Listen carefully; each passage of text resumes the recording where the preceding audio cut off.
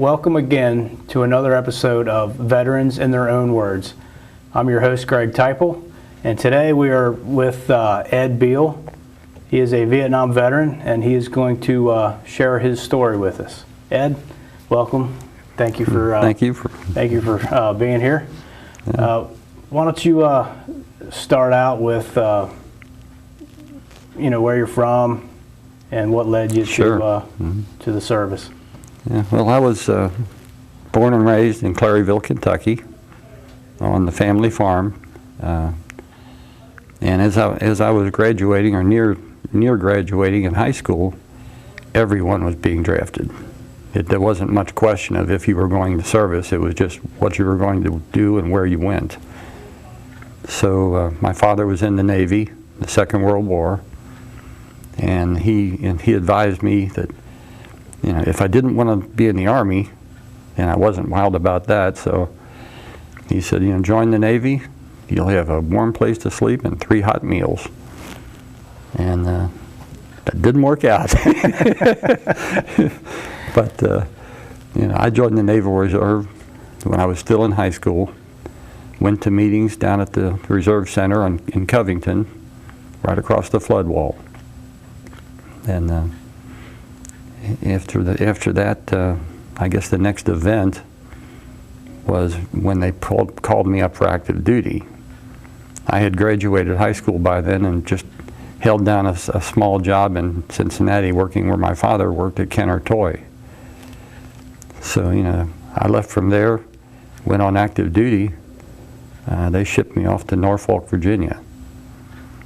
And other than that, my prior experience in the Navy had been boot camp for 2 weeks, 2 weeks of what they called sea duty, which was on a destroyer escort from the Second World War, tied up at the dock in Baltimore, Maryland. So you never left the dock? Never left the dock. That was dock duty. Yeah, it was dock duty.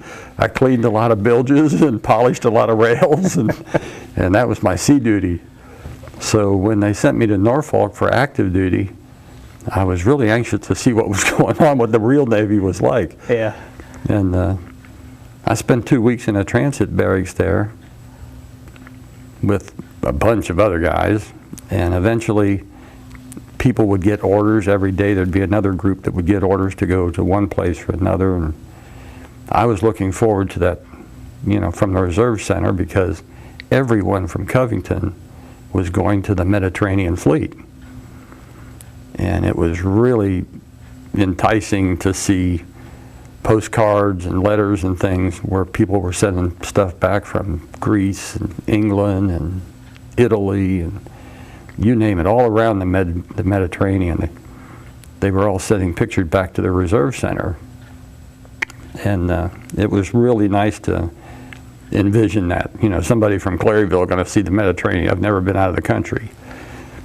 So waited around in Norfolk, and people kept leaving the barracks, and all we did was polish floors and things like that. And we got down to the point where there was about 6 of us left, 6 or 8, and we didn't have orders. So they said, well, you have to get out of here because there's a new group coming in.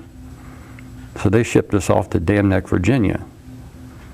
That was a nuclear science something. A lot of people, young people that carried really big books, went into dark buildings on that base with no windows and a lot of fencing and guard dogs. And they were learning how to work on nuclear submarines and things like that. But we spent 2 weeks there. That was the S of the earth. It was built in the swamp. We actually killed a snake in the cafeteria. Really? Yeah. The way to get from one building to the other was on a boardwalk that was built up over the swamp. So that wasn't good. No. 2 weeks of working in the mess there, in the kitchen work, and that was getting up at 4 in the morning, and that was really pretty ugly. I wanted out of there. So I finally did get orders. My orders had a lot of naval abbreviation things to it, com, rib, flat, flop stuff, and the only thing I could make out for sure was Saigon at the bottom. I thought, oh, this can't be good. So they gave me, I think it was 2 weeks or 10 days, something like that, to get from Norfolk or Dam Neck, to get from there to Mare Island in San Francisco Bay. So did you take a train or? Well, I flew. You know, like I say, they gave me some time. You were allowed to have a little bit of time at home, like a travel time. So the first thing I did was I went down to the Naval Reserve Center with my orders. And I wanted somebody to interpret this, you know, tell me what's going on. And I went in there and I showed my orders to the old chief petty officer that was there. And he jumped up in the air, he flew with my paper and went running down the hall hollering, "We've got our first one going to Vietnam." And I thought, oh boy. He was thrilled, I was not. I wonder why he was so thrilled about it. I guess they wanted to get in on the action or something, but I don't know why me. But anyhow, I went on out to Mare Island and was put on a training base. Mare Island was an old nuclear submarine and dry dock area.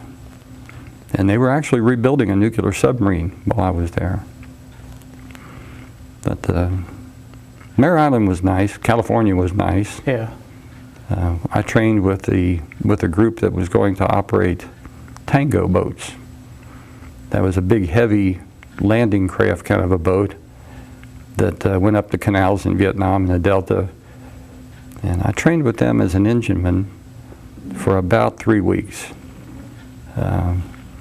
I was striking, what they call striking. I was working to be a machinist mate.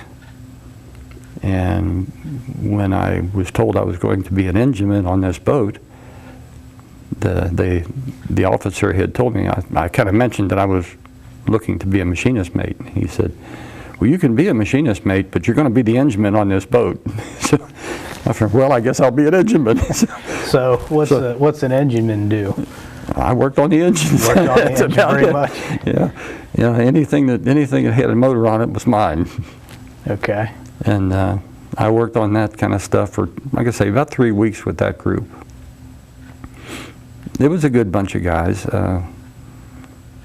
We did an awful lot of physical training, and we like to run a lot. That we get you up at 5 in the morning, get out on the PT course, and run like crazy. But after about 3 weeks, I kind of got drafted, not my choice, into a new unit that was being formed. And it was the Strike Assault Boat Squadron. The acronym was actually for SEAL Team Assault Craft. And the Navy had actually made boats for this unit. And we were the only group that ever used those boats. And they made 20 boats. We trained and worked on those 20 boats. And that was kind of it was all new, because everything we were being trained for was different. The Tango boats were slow, heavy.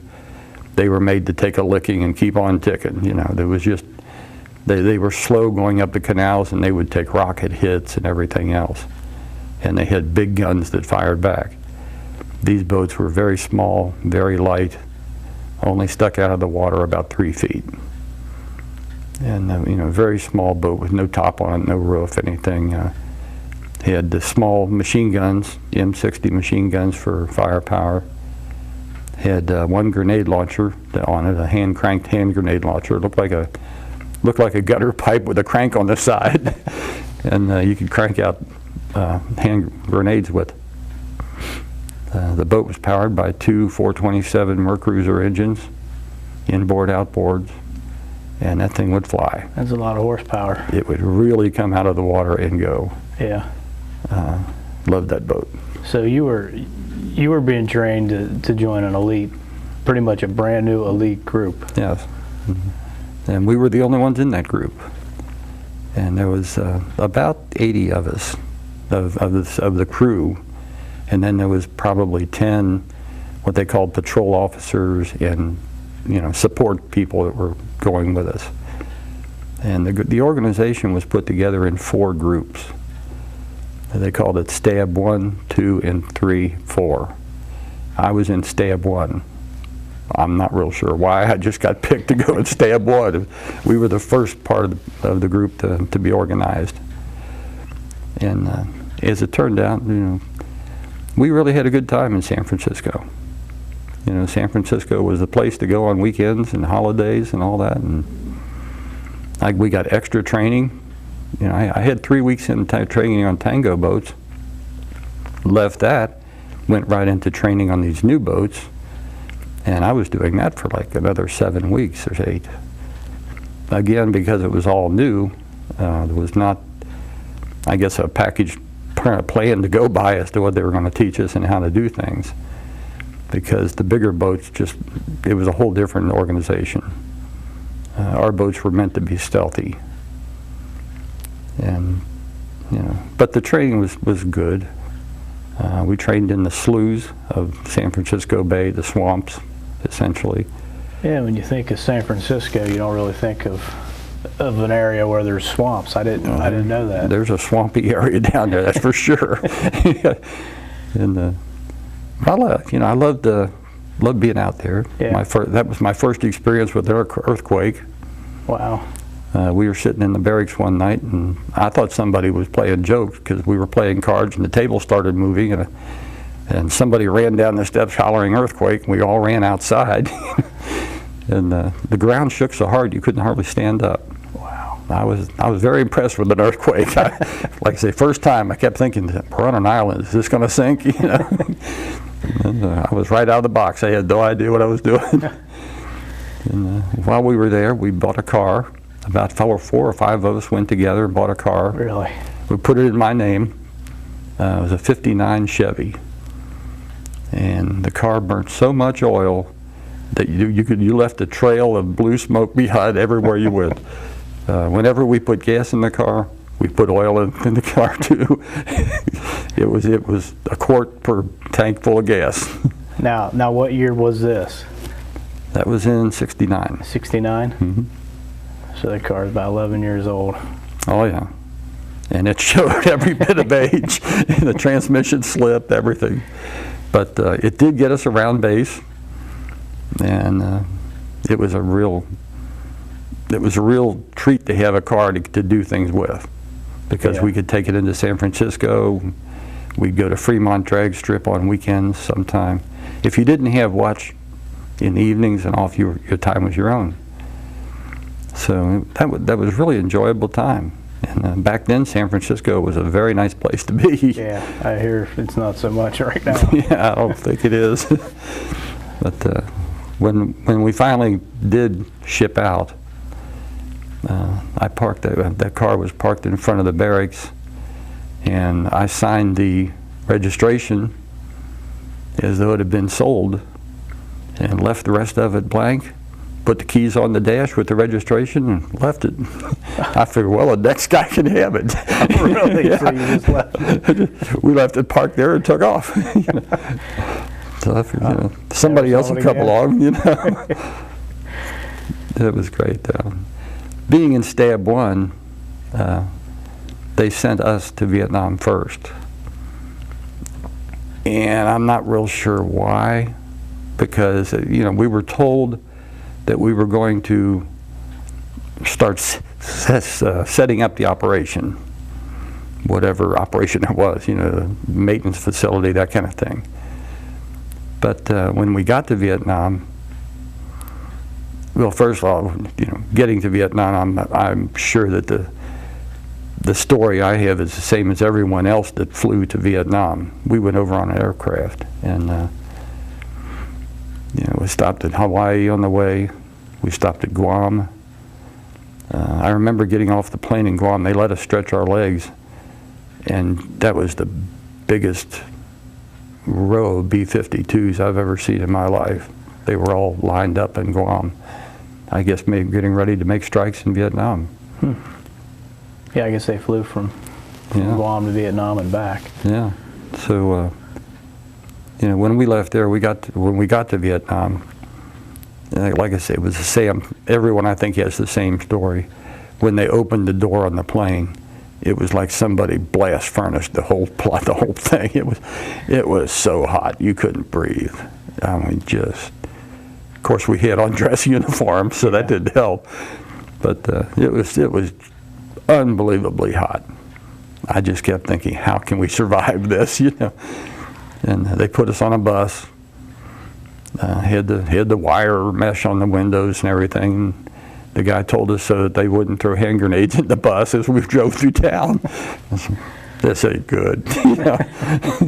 And you thought, what did I get into? Yeah. So I went to the Annapolis Hotel, and that was where all the transit people were coming into Vietnam.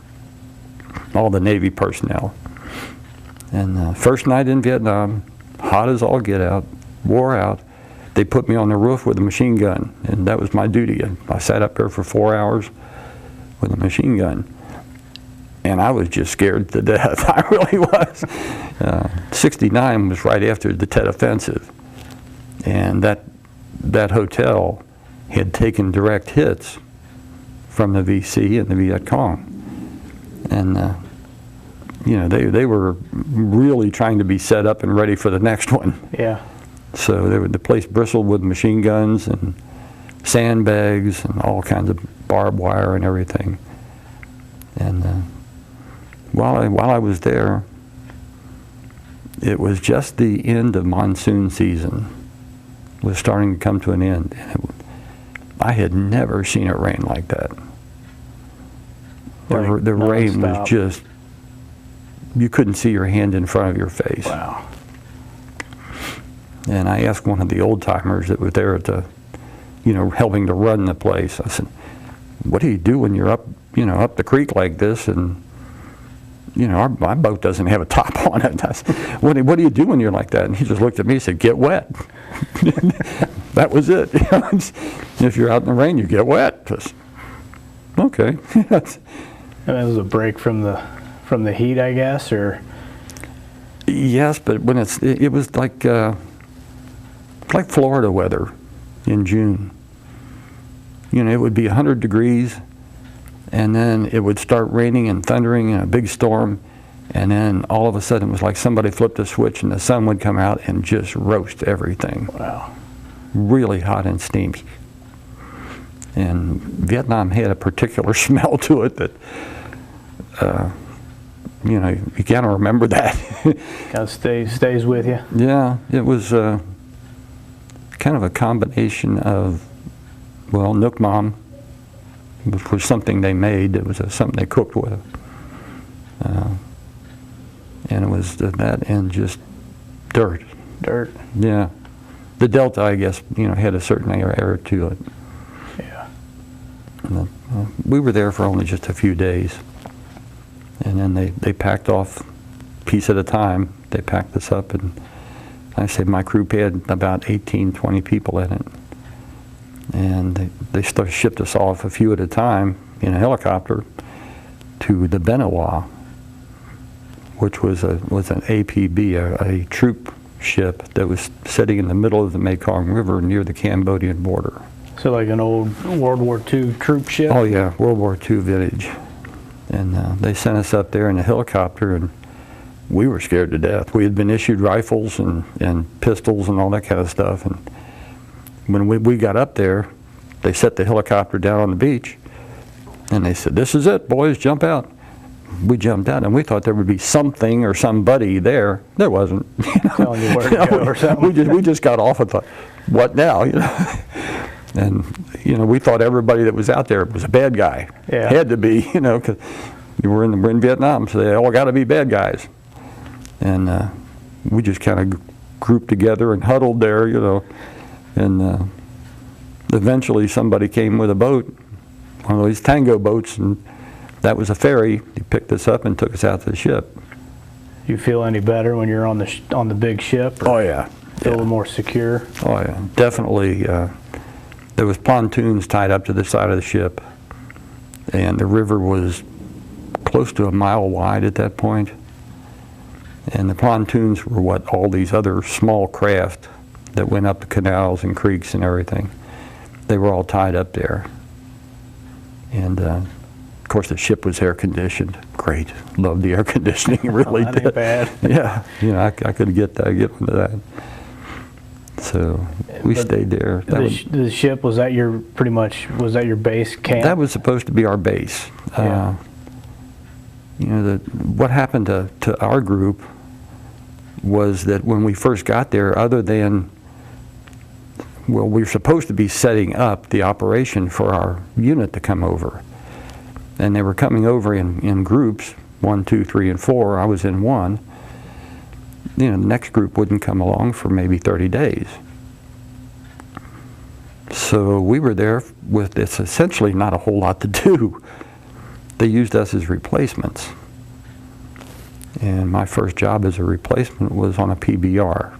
They assigned me to a PBR with a 514 unit. And I was told I was going to be the tub gunner on a PBR. That was a twin 50 caliber machine gun that was in the front of the boat. You essentially sat in a sling, put your feet on the floor, and then you could rotate the machine guns and then, of course, raise them up and down. But, I was on that for probably 2 weeks. Never saw any action. When I first got into that position up there, you know, I went up there and got familiar with the guns. I noticed that I had to clean up the blood that was there to start with.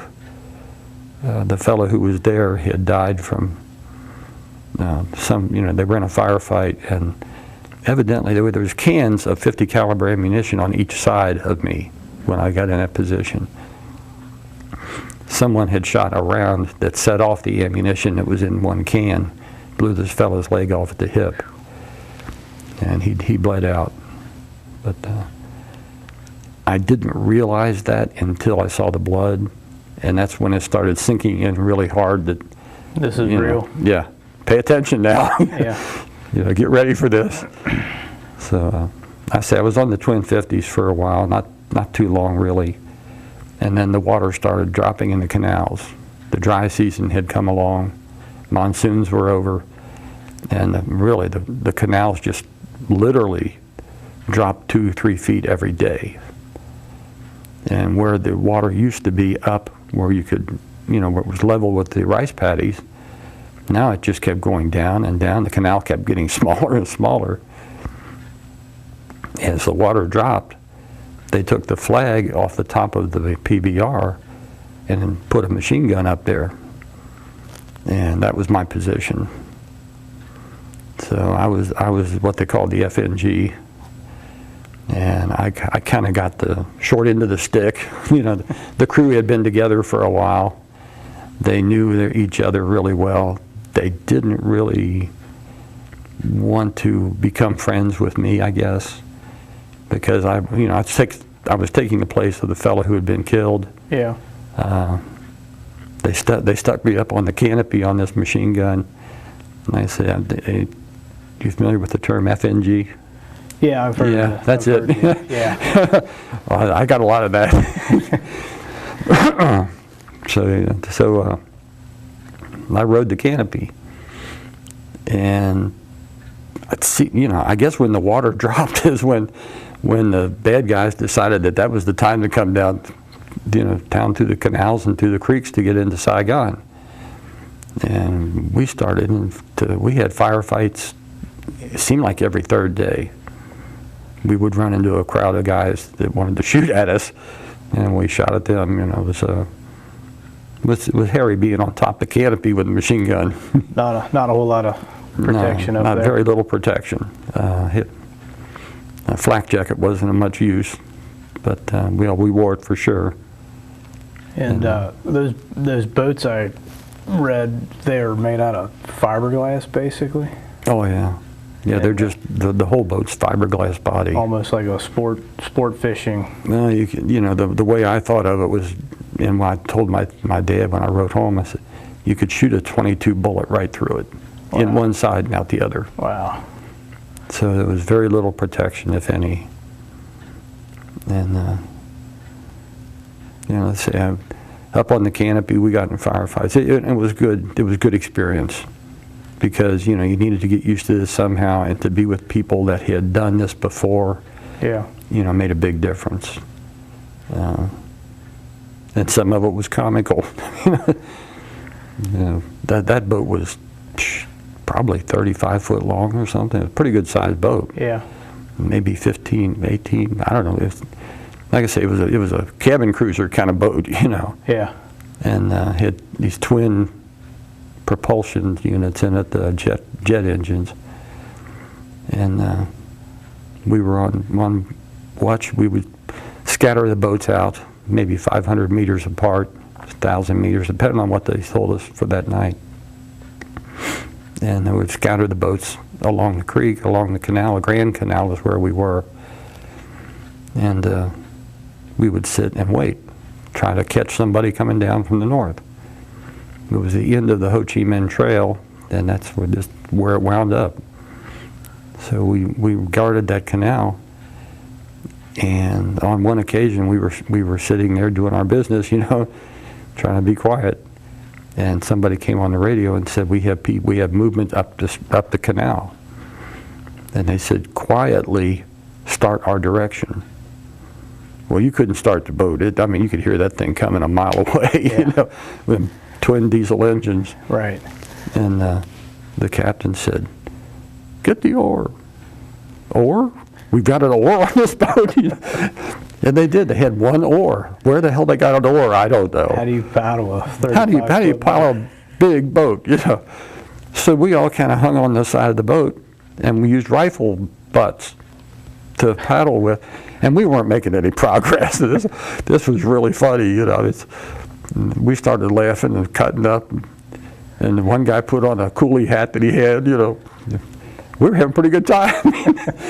And then the guy on the radio come back and he said they've spotted us, you know, full bore to my location. And we went down. Of course, I'm sitting up on the canopy with my machine gun, and we went down, made passes back and forth, where we had caught these guys in the middle of the canal. And it was scary, really was. I mean, I've seen the green tracers coming pretty close, you know. And we got a few guys that night. You know, we got some of them. They didn't get any of ours, so that was a good thing. It was good. Yeah. And that's kind of the way it went with that group. On the ship, the Benoit, I think it was like once a week or something, they would have what they called beer call. And it was generally hot beer. Had a lot of formaldehyde in it. You could taste it. Ooh. But I guess that kept it preserved or something. Was it Vietnamese beer? No, it was, you know, we had American beer. Like Budweiser? Yeah, they had a lot of Bud, you know. But whatever they shipped us, we drank, that's for sure. And you could only have 2 cans. That was the limit. Yeah, you get 2 cans of beer. Hey, you got a ticket kind of, and you had to use that to get 2 cans of beer. I guess they don't want a bunch of drunk sailors. No, you didn't want to be drunk on the boat. But Life on that boat was fairly decent on the Benoit. Yes. Mm-hmm. But we didn't spend much time on the Benoit. Like I say, even with PBRs, we'd go up the creek and be there for like 4 or 5, 6 days, and then come back for one night. Well, I didn't realize you went up that long. Yeah, so you would spend time living on the boat, and then you would go back and get a hot meal, shower, and all that kind of stuff, and at the same time maintain the boat, whatever needed to be done to it. What was the crew on how many crew members on the PBRs, if you can recall? 3, 4, 5. 5? Mm-hmm. So you had like a captain and... Captain Coxon, he drove the boat essentially, you know. And then there was gunners all over the place. Everyone had a position, yeah. Yeah. There was usually a seaman, an engineman, that kind of stuff. But like I said, we lived on the boat. And that was like I say, really, really hot. And I was having a lot of trouble sleeping during the day. And after a while, I got to where I was just completely exhausted, you know, because you were up all night, and then you couldn't sleep during the day. It was so damn hot. And I fell asleep on the canopy one afternoon, and I just kind of passed out, went to sleep, you know. And I had on my pants, and I had on long pants and were gym shoes, but they called them deck shoes. Yeah. I had those shoes on with no socks, and I got like a second-degree burn from my pants leg to my shoes. Really? Spot about that long, right at my ankles, and it burnt so bad that it blistered and peeled like 5 times. But I couldn't go to the sick bay because sunburn was a court-martial offense. Really? Yeah, if you got sunburnt, it was your fault. Really? So you couldn't go and report that and ask for something. Did they give you guys sunscreen back? You know? No. No. Just cover up, I guess. Just cover up, stay out of the sun. We give you long. We give you long pants. Wear them. You know, that kind of thing. How do you stay out of the sun in Vietnam? Well, you know, you do what you have to do. But I guess. But that's why they give you all that heavy clothing. You know? Oh. But, while I was on the Benoit one evening, they were grilling out steaks. The Vietnam were very, you know, every so often you would get a steak dinner and a grill out, you know. But I was eating a steak, gnawing on this thing, and I hit a partial plate in front of my upper teeth here, and I bit into something too hard and broke that partial plate. And I thought, oh man, you know. Went to sick call and showed the corpsman there, and he said, well, you have to go down to Ben Tui. I said, okay, where the hell's Ben Tui? He said, there's a dentist place there. You see, they'll go down, they'll make you a new set of teeth, a new partial plate. That's cool. You know, it was wired in, had a wire on each side. So the way you got around in Vietnam was to ride a helicopter. That was, yeah. You know, they were every place. Yeah. And medevac medevac choppers were kind of like taxis. They were, in a lot of cases, they were flying around all the time. And if they weren't busy, they could call one in and just pick you up and take you for a ride. So I was on the beach from the Benoit, you know, and they had called in a medevac, and they picked me up and said, well, we're going to Ben Tui. It's supposed to be a big naval base in the Delta. Took off on that thing. I was told, don't take your weapon. You don't need it. And that base you're going to, you're not allowed to carry a weapon. So I'm thinking, you know, like really big time Navy base, and you know, no one was armed except the people on the perimeter of the base that were guards. Yeah, that didn't work out either. A lot of things didn't work out. But I was on the medevac chopper, and we were going back to Ben Tui, and evidently they got a call. I had no idea what was going on, but the gunner's mate that was in the back with me, no doors on this thing, you know, just open air, and he said, we got to make a stop. I said, okay. Well, I didn't know he was going into a firefight. This thing flew into a firefight with a bunch of Vietnamese and a Viet Cong. I don't know who it was. They were shooting at each other, is all I know. And they flew right into the middle of this thing. And the only thing I could think of was, good Lord, what a big target we are. And I didn't even have a rifle. I should, you know, the hell with that. I'm going to take my weapon next time, no matter what they tell me. And we flew in there, picked up a Vietnamese that had been really seriously wounded. They threw him on the floor of the helicopter, and we took off real quick. But never did find out what happened to the Vietnamese guy. He bled a lot. That's all I know. And we flew on into Ben Tui. And while I was there, we were in this barracks. It was kind of like a holding barracks, I guess. Don't know how to explain it really. But we were there, And everybody else was in that barracks, so maybe a dozen people. They were all there for some kind of medical thing that they had to wait for. In my case, I was sent there. I went to the dentist. They said, okay, we'll make you a new partial plate. I said, okay. They said, well, it's going to be like 3 days. Ooh, so what do I do? Your time's yours. Well, you know, we don't have anything for you to do here particularly, so, you know, you can do what you want. Okay. So I met up with a couple guys from PBRs who were there for some other stuff. I have no idea what their deal was, but they were really nice guys, and we decided that we were going to town.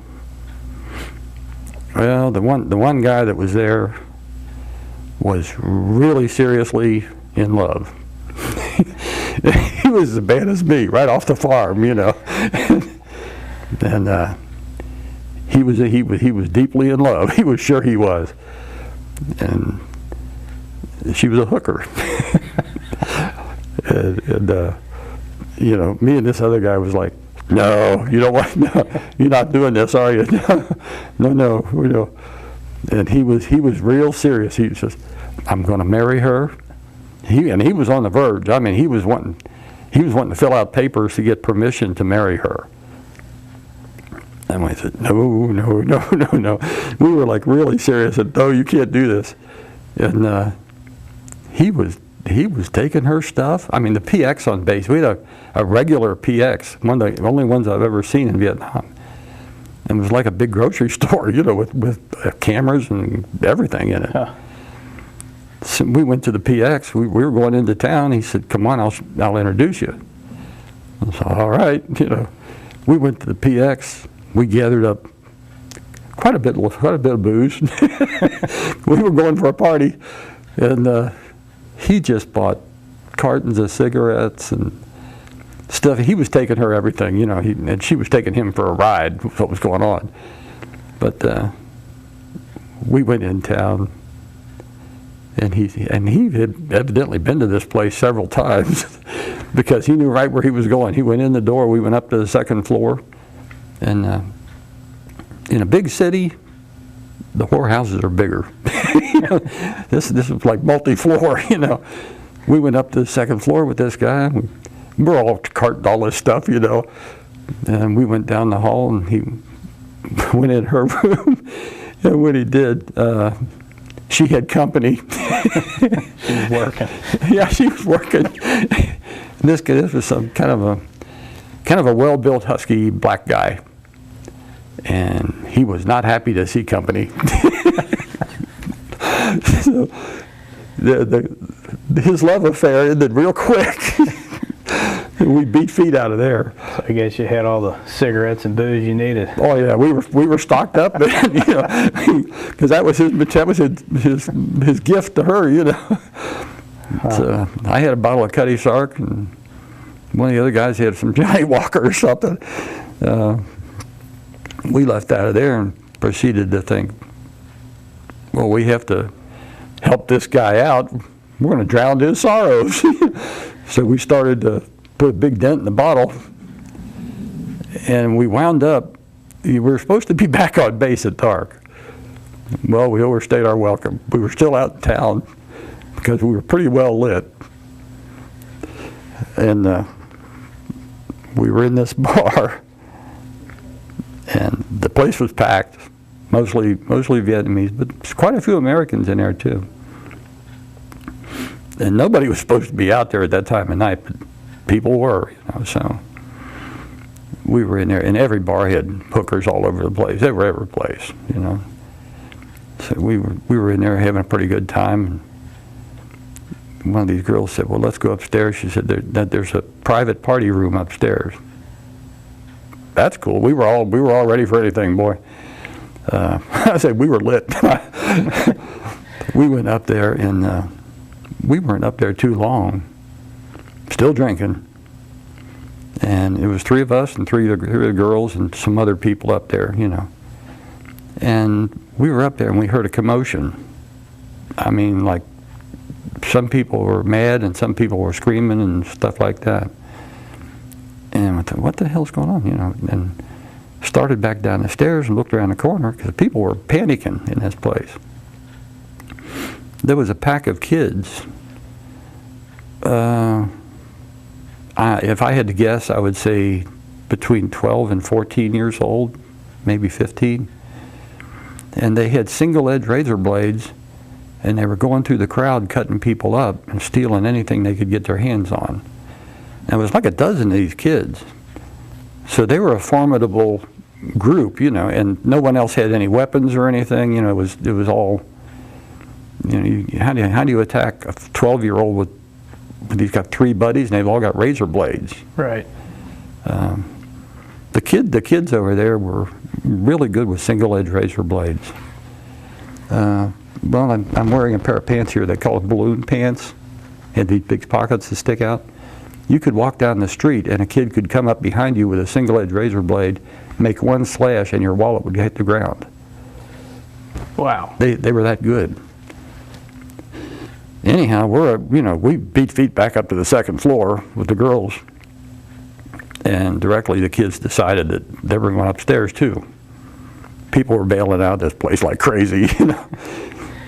So the girls, you know, here we are on the 2nd floor, and these kids are coming up the steps. The girls manned the door. They had what's called a butterfly knife. It's a long knife that you flip back and forth, and it gets pretty good size. They had them strapped to their thighs. Well, they pulled out the butterfly knives. It held the kids off while we went out the window. And we shinnied down the drain pipe to first, you know, outside. But it was a blast. It really was. That's a pretty hostile place. You know, but that was a lot of fun, actually. We made it. We didn't know where else to go. It was like in the middle of the night. So we went back to the whorehouse. We went to sleep between the 2nd and 3rd floor on the whorehouse stairs. Literally passed out. I mean, we were wasted really big time. Woke up the next morning on those stairs, looked over, saw all these girls lined up going in this room. I was like, what the hell's in that room? You know, I mean, there was like 8 or 10 girls, very nicely dressed, going in that room. And I thought, went down, peeked around the corner. Here was the Navy corpsman. There was like a couple of them. They were in there giving them all penicillin shots. I thought, well, this is pretty cool. The Navy won't let you, you know, go to visit these places, but I guess they can't stop people, so at least they're going to keep the hookers healthy. Yeah. Yeah. So, you know, but that was my experience in Ben Toohey. Ben Toohey. Yeah. Was that south of Saigon? Southwest. Southwest. Yeah, it was on the Mekong. Of course, there were several branches of the Mekong down there, and you know, we went back and took another helicopter ride back to the unit. Got back there, and the 514, the PBR group that I had been with, had turned over their boats while I was gone to the Vietnamese Navy. And the Vietnamese were running the same canal, supposedly the same job that the Americans were doing. You know, it was just a turnover thing. And I wound up as an advisor to the Vietnamese Navy. And as much trouble as I had staying awake at night and all that kind of stuff, those guys cured me. I didn't trust them as far as I could throw them. That's what I've heard from other veterans. Well, they were, for the biggest part, you know, they were smoke on deck at night. You never lit a cigarette at night. You know, you were very careful about that kind of stuff. It gets you killed. Yeah. These guys didn't worry about anything. Everything was just laid back, and I would give them hell about it. Say, you can't do that. Don't do this. You know, don't do that. They would say, no sweat, no VC, no sweat. No VC. They seemed to know what was going on. Yeah. And they seemed to know where the trouble might be, and they knew how to stay away from it. They just didn't want no part of it. Yeah. And that's pretty much the way it went with those guys. We never fired a shot while I was with them.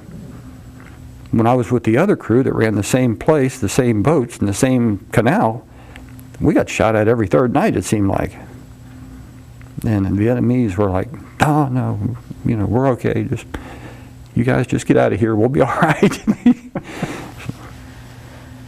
So, so I was only with them for a few weeks. And I think someone saw the futility of what was going on because they weren't real anxious to do anything.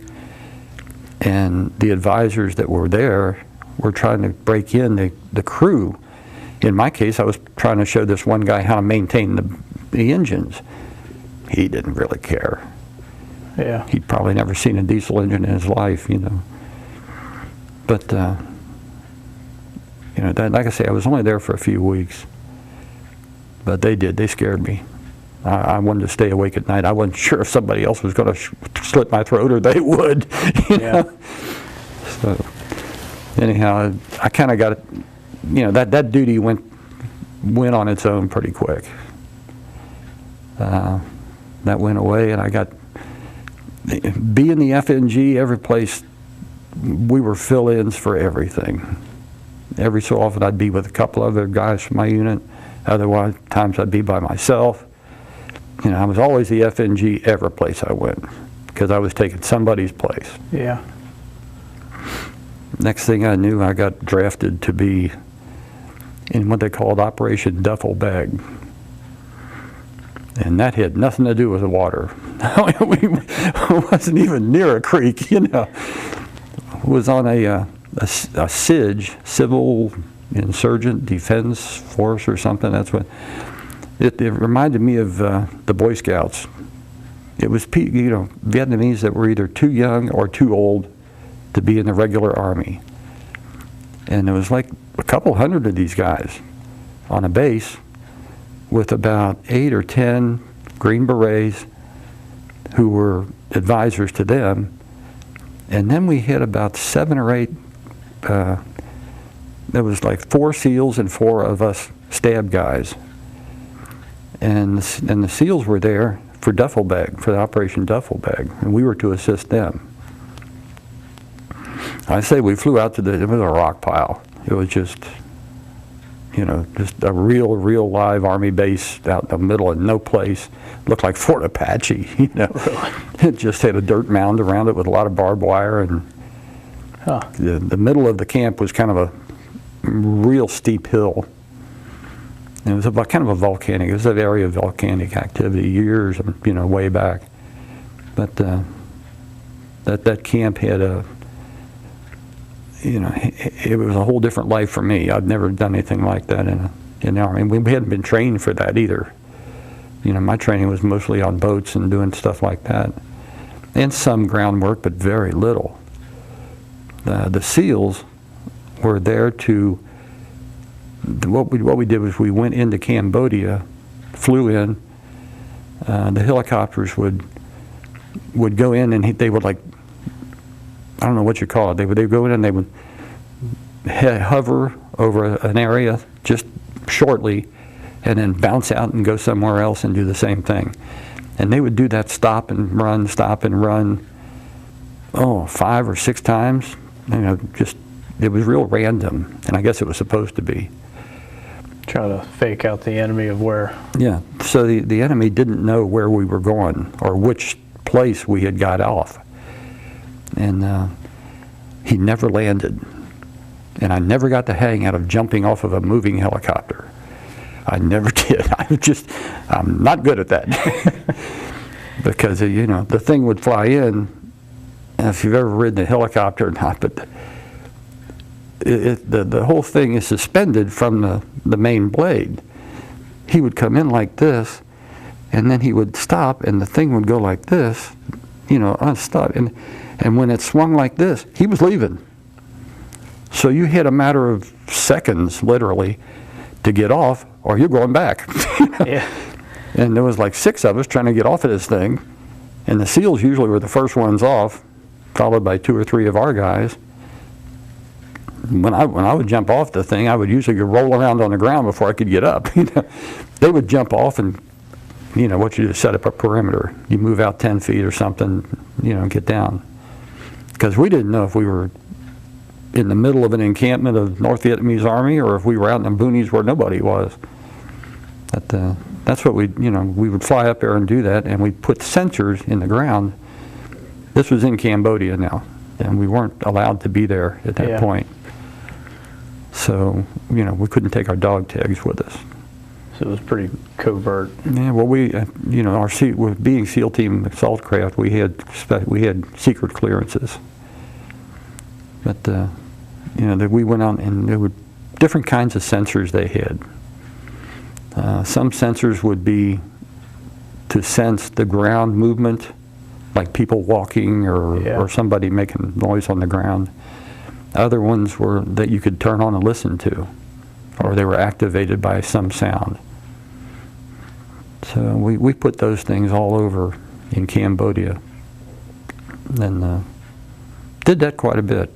That was kind of a routine. We would do that in the evening usually, and then daytime we would do whatever the Army needed around camp. We would stand watch at night. We would do different odd jobs, I guess. Yeah. I got tapped one time. The Green Beret came to me and he said, "Can you drive a truck?" I said, "Yeah, I can drive a truck." "Take that deuce and a half, go down this road." Oh, it's like a mile. I could see down the road because we were, like I say, on this little hump or this hill. He said, "Go down that road there about a mile." He said, "See where the jungle comes out close to the road?" I said, He said, "Go out there." He said, "There's a patrol coming out of the jungle. They've been up. There was the Seven Sister Mountains is where this area was, and those are big mountains." And these guys would go out and make patrols up through there, and the mountains were owned by the North Vietnamese Army. They were just, like bees out of a hive up there. And I guess the Army patrols were more or less to keep track of what was going on up there, but they couldn't dare go up there. Anyhow, he said, "Take the truck out there, meet these guys coming out of the bush." "Will do." Turn around and started back to the bunkhouse there, and he said, "Where are you going?" I said, "Get my rifle." "You don't need your rifle, just get your ass out there. They're coming out of the bush, get out there." Here I go again, no rifle, I went and got in the truck, went down the road. But let's say I'm not used to that, the ground army, Yeah. And I kept thinking, I hope somebody swept this for mines, because the whole floor bed of the truck was covered with sandbags. I thought, that's got to be a bad side. So I went down the road, pulled up, and as soon as I turned that truck around, somebody started shooting at me. I thought, oh, I don't have a rifle. This isn't good. So I kind of got down behind the truck and then just waited it out. It wasn't too long, honestly. I mean, it seemed like a long time while I was being shot at. So it was NVA or VC or somebody else? I couldn't tell. All I know is he was shooting at me. Yeah. That's all. I never saw him. He was in the jungle there somewhere. So the guys you were supposed to pick up, the guys came out of the jungle, like a dozen of them, and they kept hollering, "Go, go, go." I mean, they were shooting, everybody was getting shot at then. They jumped in the back of the truck, and boy, I hauled ass out of there. But you would think sooner or later I would learn, take your rifle no matter what you do. Didn't work out. Yeah, somebody was always telling me, "You don't need a gun, you're fine." So I got up there and it was comical as hell. Think about it. We went up, had planted all these sensors, and at night we got to see how the whole operation went. The Navy had built a bunker. There was concrete walls with a metal top and like 3 feet of sand over top of that.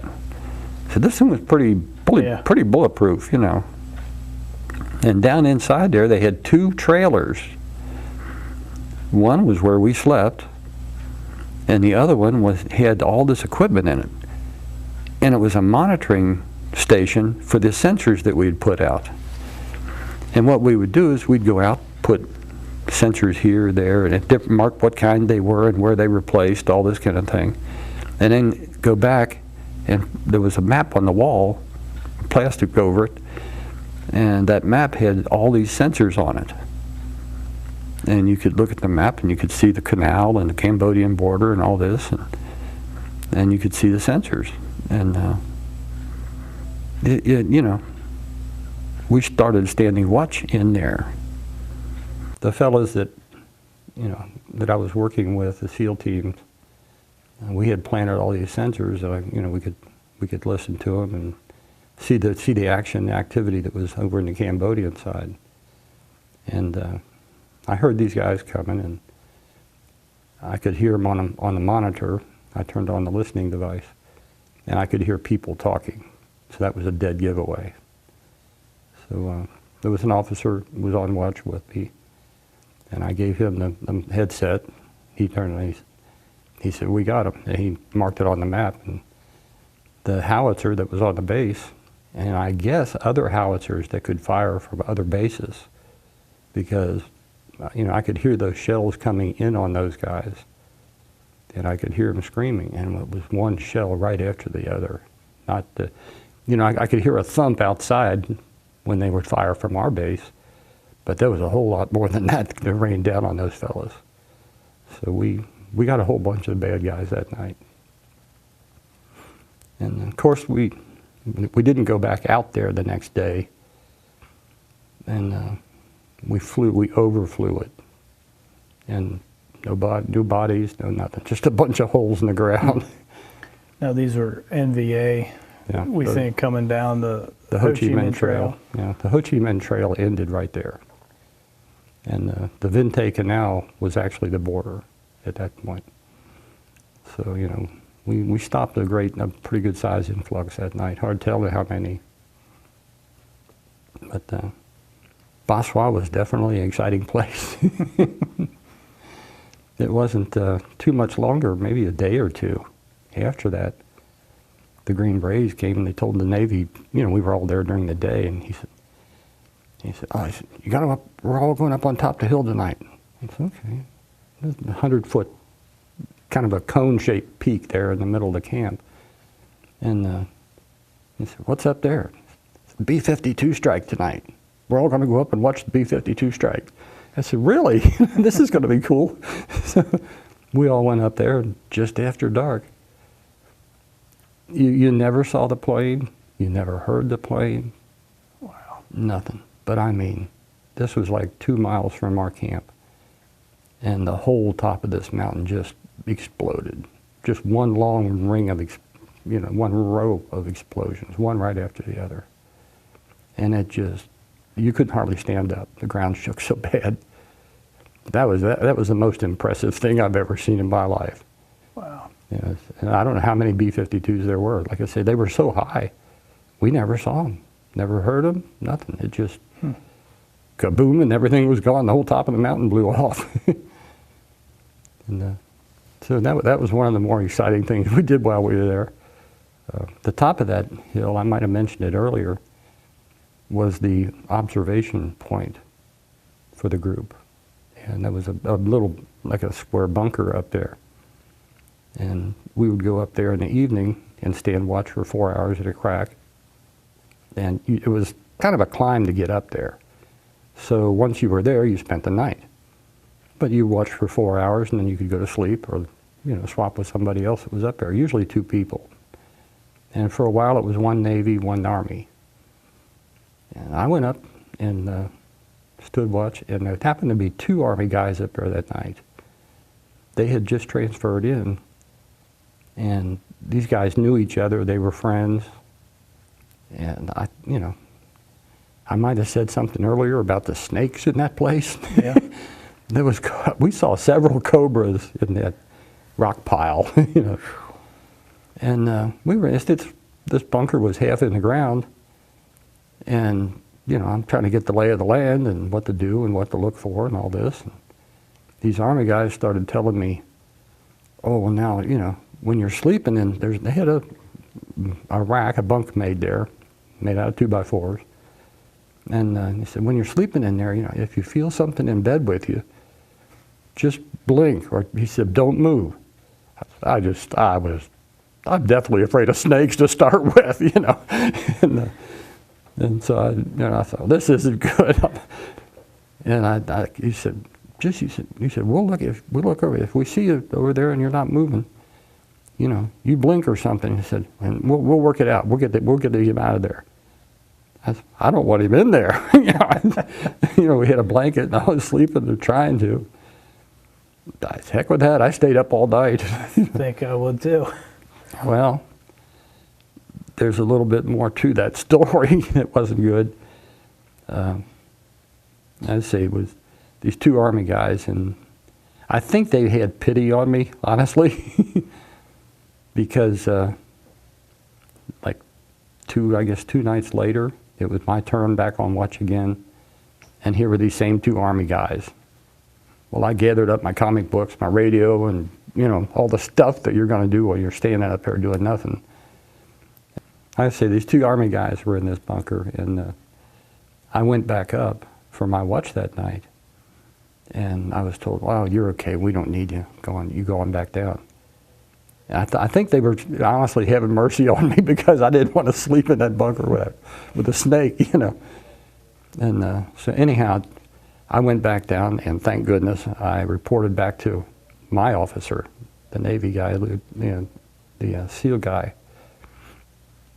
Told him. I guess he went and checked with the Army, and they said, if they don't need him, they don't need him. So that worked out really well for me. It was that night about, I don't know, middle of the night, 2 in the morning, something like that. We were woken up. We could hear people yelling, and then once we were awake, you could hear the thumping, and the rockets were coming in on us. So the bad guys were rocketing the camp, and evidently, I've seen some things on TV where they say some of the Vietnamese would be turncoats, and they would step off distances and give it to the enemy so they knew exactly where to fire. That's the way this was. They were firing right out, like right in the trenches where we were. And they weren't missing. They were right in there. And I was assigned with a colored fellow, and his name was Gibson. And he and I were to guard the ammunition bunker. That's what everybody had, an emergency spot to go to. And I was with him. So he came, opened the door to our bunker there. And the bunker we had was extremely well built. It had 3 feet of sand on top of it, concrete walls. But to get outside there was pretty bad. You'd open the door and one would drop right there, and then you'd open the door again, and after 2 or 3 tries, we got out and ran down the trench line.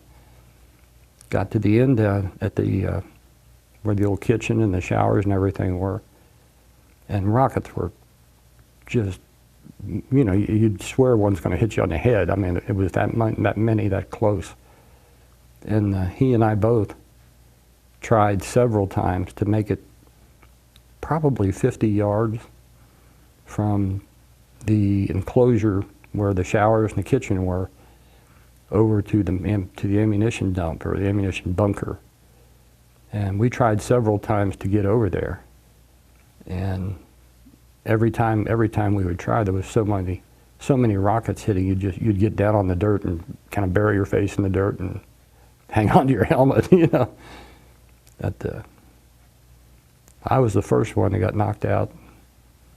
I don't remember anything except waking up on my back and hearing all the explosions around me, except Gibson was laying across the top of me. He had his spread eagle over top of me.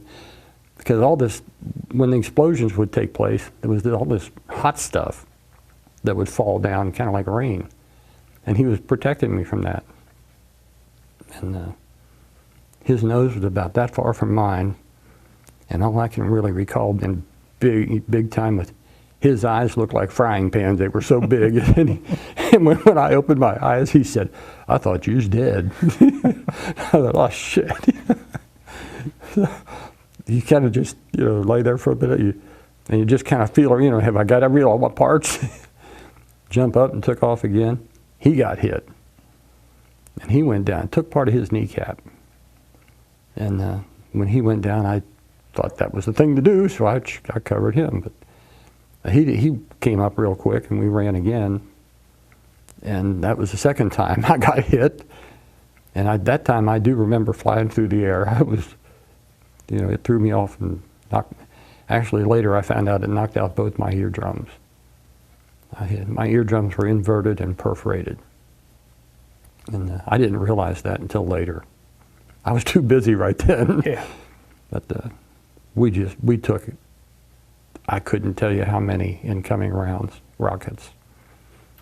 And we finally made it to the ammunition bunker, and it was like everything else. It was halfway buried in the ground. We went in, here we finally got someplace where, because it had sandbags on top of it and everything. Finally, we're out of the rain, Went in, closed the door, and we no sooner closed the door than a rocket hit right outside where we were standing and blew the door in on top of us. Wow. And that's when we made a quick decision there. We decided, because we looked around, this thing was like 12 foot square, and it was just stacked with high explosives. This ain't a good place. This is not a good place to be. Not a good place to hide. So we got out of there and went through some barbed wire that was circled this little bunker thing. We got through the barbed wire and kind of hunkered down in the rocks. And the only rock I could find that was halfway big enough to get down behind was about 2 foot in diameter. If I could have, I'd have crawled under that thing with a snake. It was, we got peppered, but he and I were able to stay there and make sure no one got in that bunker that didn't belong in there. And from there, I say we were a little bit upgrade from the base of the camp, from the wall, the dirt mound or the berm, I guess, that went around the camp. And you could see a lot of shooting going on every place. Everyone on the wall was shooting. People were shooting back at the wall. But we were back 75 yards from that. And, we could see it happening, but that's all we could see was muzzle flashes. And somebody popped a flare. They call them a pop flare. It's like a big 4th of July thing, and it's on a parachute. It comes down and it lights up everything. When that pop flare went off, I knew we were in trouble. The berm around the camp, what they had done is they had dug a trench line, took all of the dirt out of that trench and threw it up towards the outside of the camp. So there was a hole or a ditch plus a berm there. And the bad guys were running up and jumping over that berm into the camp. And I remember seeing one little Vietnamese guy look like whack-a-mole. He was just running back and forth, shooting up in the air as they came over that berm and knocking them off as they popped over that wall. It was pretty ugly. But Gibson and I both stayed there and protected that bunker. The enemy did get up where we were, and that was when I wished I'd been issued a bayonet. That close. They never gave us a bayonet. I'm in the Navy. They don't give you bayonets, know. So, but we stayed there, and things got pretty ugly. And finally, I guess the Green Berets, whoever was in charge of the Green Beret group there, in charge of the camp, he called in the helicopter. And it must have took him, 45 minutes to get there from the time this all started. And I remember there was a Cobra helicopter. There was 2 of them. And that guy came in so low, I could see his face. Wow. In the cockpit. And he fired miniguns and rockets into the camp, right along the berm, the wall, and quit the attack. If he wouldn't have come, I think we'd have lost it. There was too many of them. They kept coming, and the Cobra helicopter is definitely why I'm here. But that was a bad night. And the next morning, I guess I did the same thing most guys in the service do when you're in a fix and in a trench, you know. I prayed to see the sun come up. I was really glad to see the sun come up. Yeah. And when it did, things really calmed down. You know, it was the enemy liked being in the dark and attacking them. They didn't like the daylight. So things were busy then. I was assigned a Vietnamese who was, you know, one of the SIG troops that was on the base. I was assigned one of those guys to look after and try to get evacuated. And that was my first experience giving someone an IV, and it worked. I hit his vein. So I was real proud. You know. Wow. But he had his foot blown off the ankle. And me and another guy carried him out to the helicopter pad outside the fence. And we had him, the helicopter pad was like a 20-foot square flat piece of dirt. That was what it was. And had a small trench line around one side, one end of it.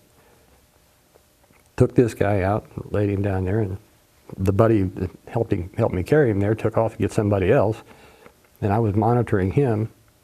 You know, he had his ankle all wrapped up and all this stuff, and this guy was just, I'm thinking, well, he's dead. He's going to die any minute. You know, he had lost a lot of blood. You can imagine, you know, his foot was gone. Yeah. And while we were there, I'll be damned if they didn't start shelling us again. They saw us on that helicopter pad, and of course they had that zeroed in them. That was a prime target, I guess. Yeah. They started shelling the helicopter pad. First thing I thought of was, you know, what Gibson had taught me. You know, I tried to protect him. And I thought, well, this is goofy. You know, he's about dead. If one of those things hits me on the back, we're both dead. So I said, hell with this. I went over and jumped in the trench, maybe, well, it wasn't 20 feet, 15 feet. Jumped in the trench, which was like 2 foot deep. I got down in there and the rockets kept hitting in that area. And I looked up and here came this guy with 1 foot. And I remember him running over and jumping in that trench, and as he ran, it was go thump, slosh, thump, slosh. He was running on that stub. Ooh. I thought, I'll be damned. And we medevaced him. He kind of came alive there once the rockets started coming back in. But we had a lot of trouble getting people on the helicopter to medevac out. When the helicopters came in for medevac, we had quite a few people to get on. And the civilians that were living close to the base, I guess their relatives were in the unit there, they all decided they were going too. So there was kind of a clamor to get on the helicopter, and reminded me of what I just saw in Afghanistan here recently. I was going to bring that up. Where everybody kind of jumping on. This is the ride, you know. So, and we had to pull some old ladies and actually some chickens that were in pens and stuff, little box pens. They threw everything in the helicopter before we could get the wounded in. So we got kind of tense there for a while with getting those people off and getting the wounded on. But we did succeed there. And so after the wounded were pretty much evacuated, we went back into the camp. And when we got in there, the Green Beret came over and he said, I need you to help. Me and another Navy guy said, we need your help up on top of the hill. And that was the first time that I'd talked to, had time to really talk to anybody else. And they told me, and he was kind of apologetic. He was like, he said, we thought you were dead. You did? And he said, yeah. He said, we all kept backing up as they were coming over the wall. And they all went up the hill and wound up on this little hilltop.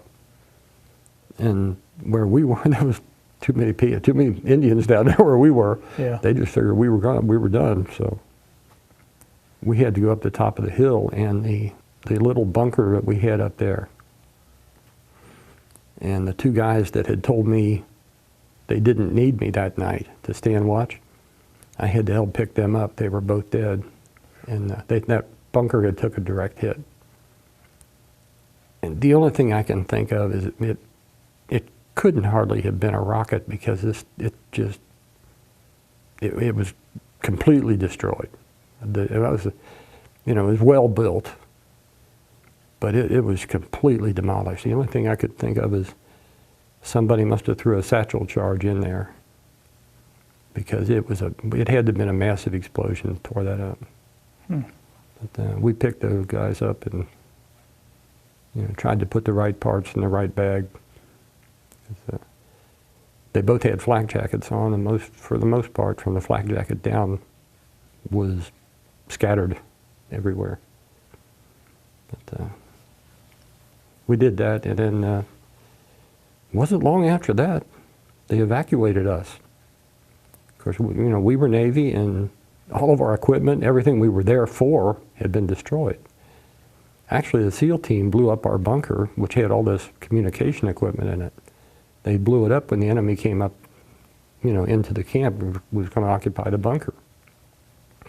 So they blew it up as they were moving up the hill.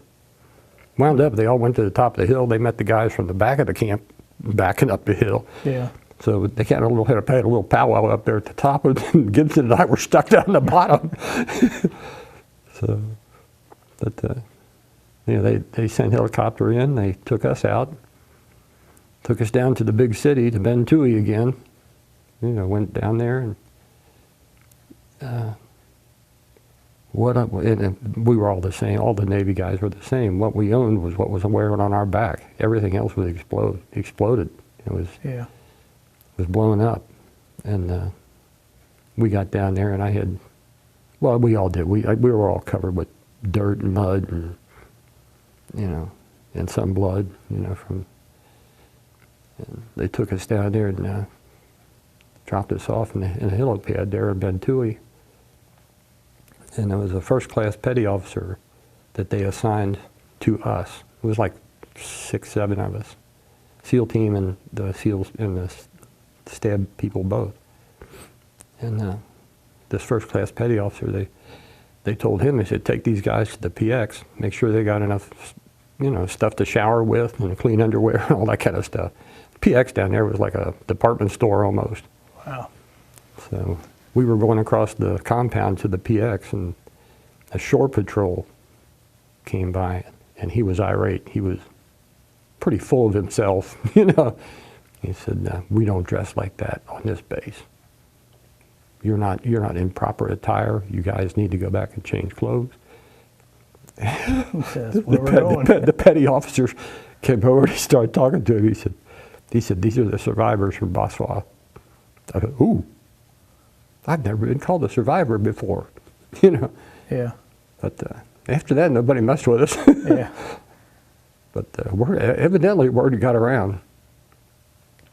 And, they let us go. But we gathered up what we could. And boy, I slept good that night. No, I really did. But we were there like 48 hours. And they packed us up, and I went back to another Green Beret base up on the border. I think the place was called Chu Lai, but I can't recall for sure. A lot of those names are pretty foreign to me. Yeah. But I was there with the Green Berets. There really wasn't anything for those 3 of us at that time, because like I say, our group was the STAB people were all being shuffled out to whoever needed help, I guess. Yeah. And we didn't really do much there, just a couple days, and then they flew us again, jumped on another helicopter, and it flew us to Vente Canal. And the Vente Canal was right on the border. I mean, that was, the PBRs were running up and down the Vente Canal doing ambush work, and they put us back to work doing duffel bag. And that I guess I was still shaken up, I guess, from being at Paswa, because the only thing I could think of with Paswa had like several hundred troops on it, and a bunch of Green Berets, howitzers, recoilless rifles, big stuff, And this camp that they sent us to, the heavy stuff was a .50 caliber machine gun. And I kept thinking, boy, if they ever decide to take this place, we don't have a chance, Yeah. But I didn't sleep too well there. And that was the darkest I've ever seen it in my life. It would get so dark there. I have no idea if it was a season or what, but I got up to stay and watch, went to go on watch at midnight one night, and actually ran into one of the bunkers, one of the shelters there. I mean, the first thing that I hit was my nose. I never did see the thing. Wow. Literally feeling your way around. There was a story that went around there while I was there, that a PBR was standing guard one night on the canal, and the point man for the Viet Cong, or the NVA, the point man that was leading the group coming down to cross the canal, tripped on the front of the boat and fell onto it before anybody saw it, before anybody knew they were there. That's dark. The guys that were standing watching on the PBR didn't know it, and the North Vietnamese guy fell right onto the boat before he realized where it was. Wow. Yeah, I guess you can't use flashlights. No lights anywhere. Yeah. It's just a lot of real close listening. Also caught dysentery there. That made it really nice too. They always told us, don't eat the food, don't drink the water, stay away from everything the Vietnamese offer you.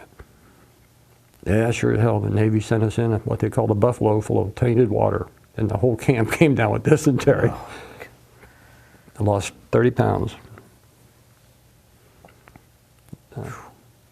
And then one day they came down, they said, you're going out. I said, where am I going? They said, you're going to go to an award ceremony back on the Mekong River.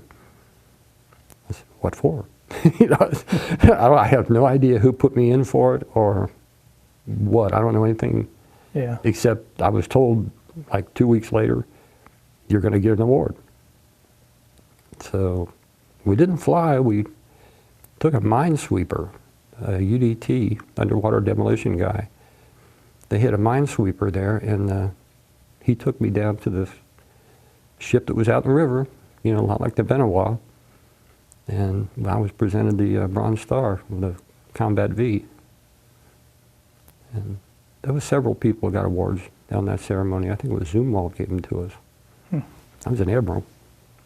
But, that was kind of neat. And it wasn't long after that, finally our boats were starting to come in. And I was on that ship, I think only a day or two.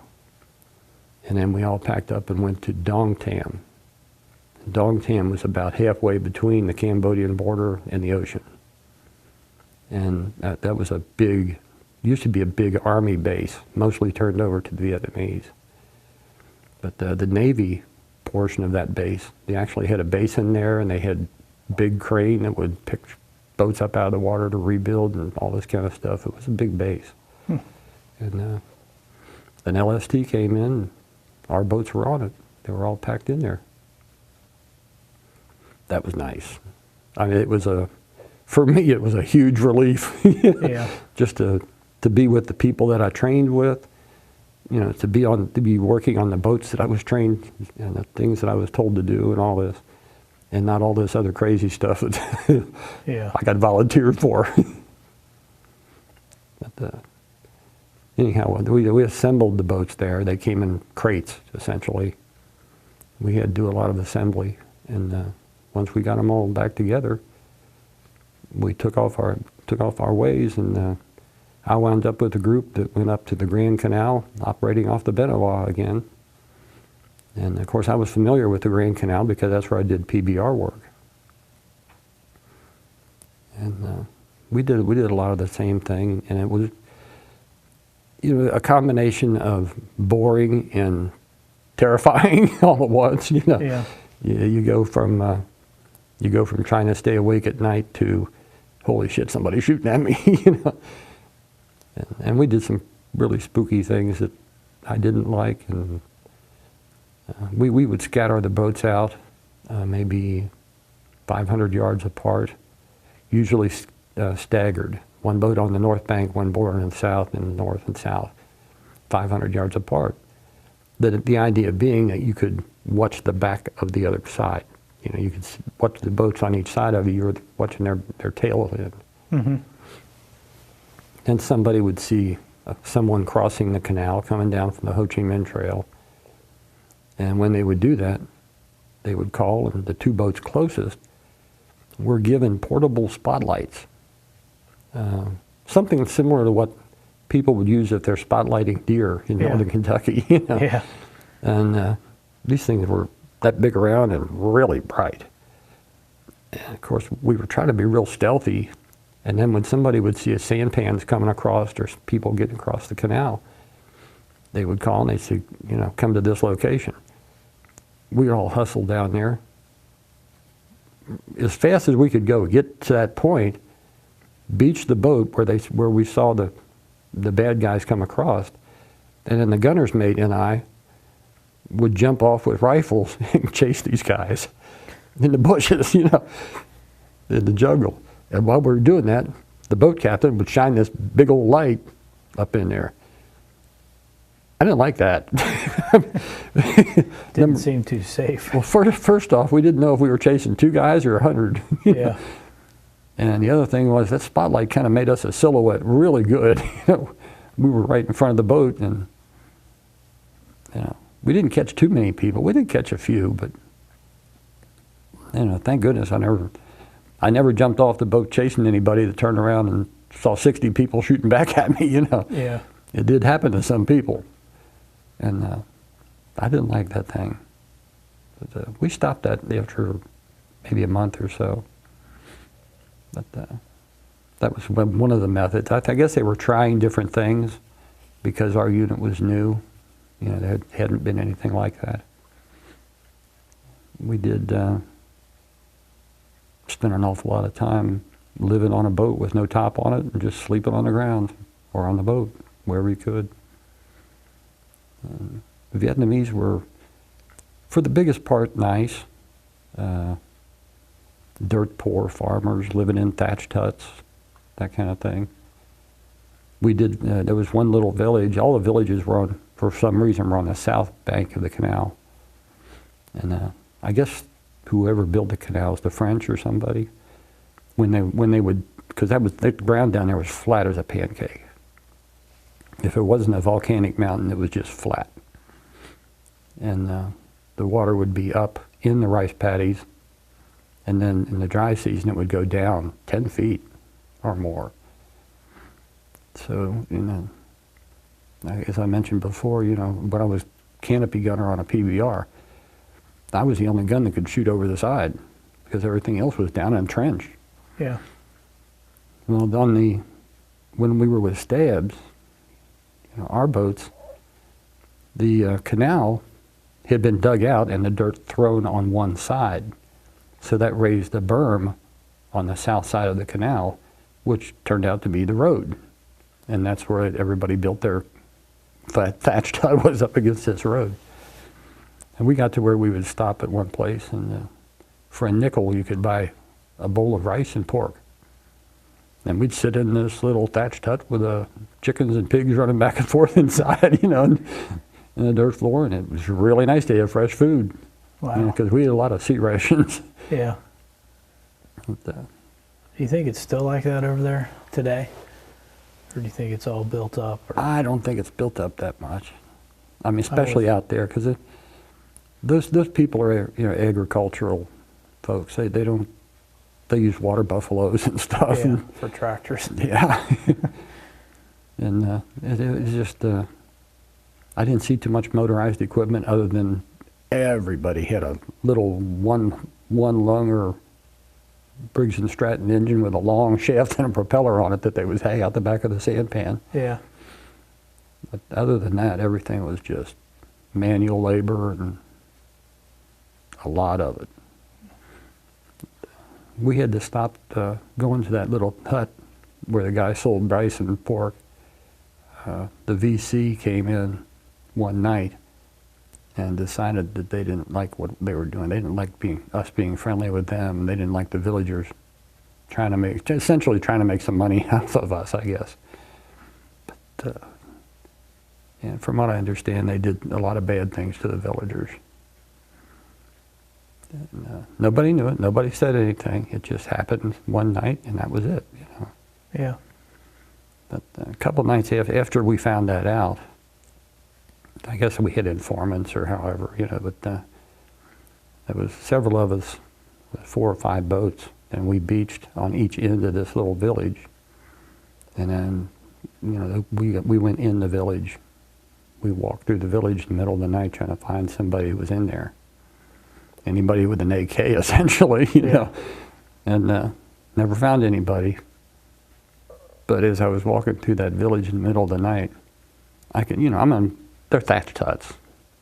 I was walking within feet of people that were sleeping on the dirt in there. And I kept thinking to myself, they don't care who wins this. They don't care. What they want is to be left alone. Right. Plant their melons and their rice, and that's all they're after. But, it was really spooky to walk through the village where all these people were sleeping. And, there's 8, I think it was like 8 of us. And we made a sweep through that village in the middle of the night. And at any minute, there's a whole bunch of people going to get blown away if we found the wrong guy, Yeah. But never found anybody. But we quit stopping there. That was I guess one of the things that I remember, about the Vietnamese people, they just wanted to be left alone, especially out where we were. We weren't in a city or anything, so those people in the city, that was altogether different than the people out where we were. While we were there on the Grand Canal, one of our boats got hit really bad, and I was on the Benoit. That was my one night a week off the creek, and we were on a ship, and somebody come running into the bunkhouse there, and they said one of our boats had been hit up the canal, and we all went up and listened to the radio on ship. And it was just a lot of panic and a lot of shooting and stuff on you hear on the radio. And it turned out they had hit one of our boats. The Viet Cong, or the Vietnamese, there was different groups. There was the NVA, there was the Viet Cong, and then the worst of the bunch was the sappers. The sappers were like the North Vietnamese Green Berets or something. They were highly trained specialists. The boat that I was on, several times while we were beached in the middle of the night, laying in wait in ambush, somebody would throw hand grenades over the reeds at us. They would get as close as they could to the boat, pop a grenade and throw it over the reeds. They couldn't see the boat directly. We couldn't see them or anything. I'd be sleeping on the engine hatch, and the grenade would hit me on the leg or something and roll off in the water and explode. That happened to me twice. Wow. And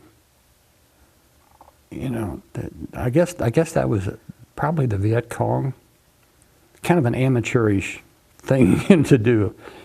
They didn't have anything other than maybe small weapons, hand grenades, that kind of thing. Maybe some rocket power, but they weren't that accurate with it. But that one night when one of our boats got hit, I think it was a sapper team, had to have been. But they came up from the south beach. Our boat was on the north. And those fellows took some real heavy. I think they took 3 rockets, and all 3 of them hit the boat. Well, 2 hit the boat. One of them hit one of the men that was standing up in the boat. And when you stood up in our boat, you were exposed from the waist up, easy. I mean, it was. So, he got hit directly, and then we lost 3 people off that boat. And the one guy that didn't get hurt severely was sitting in the driver's seat. He was a chief. And then the other guy was the boat captain. And I think when it first hit, he was on the radio because he was calling in and telling the big brass, I've got movement on my south bank. He said, we see people back there. We need permission to fire. And they told him, no, that's a friendly ambush. The Vietnamese army has put a ground ambush in behind you.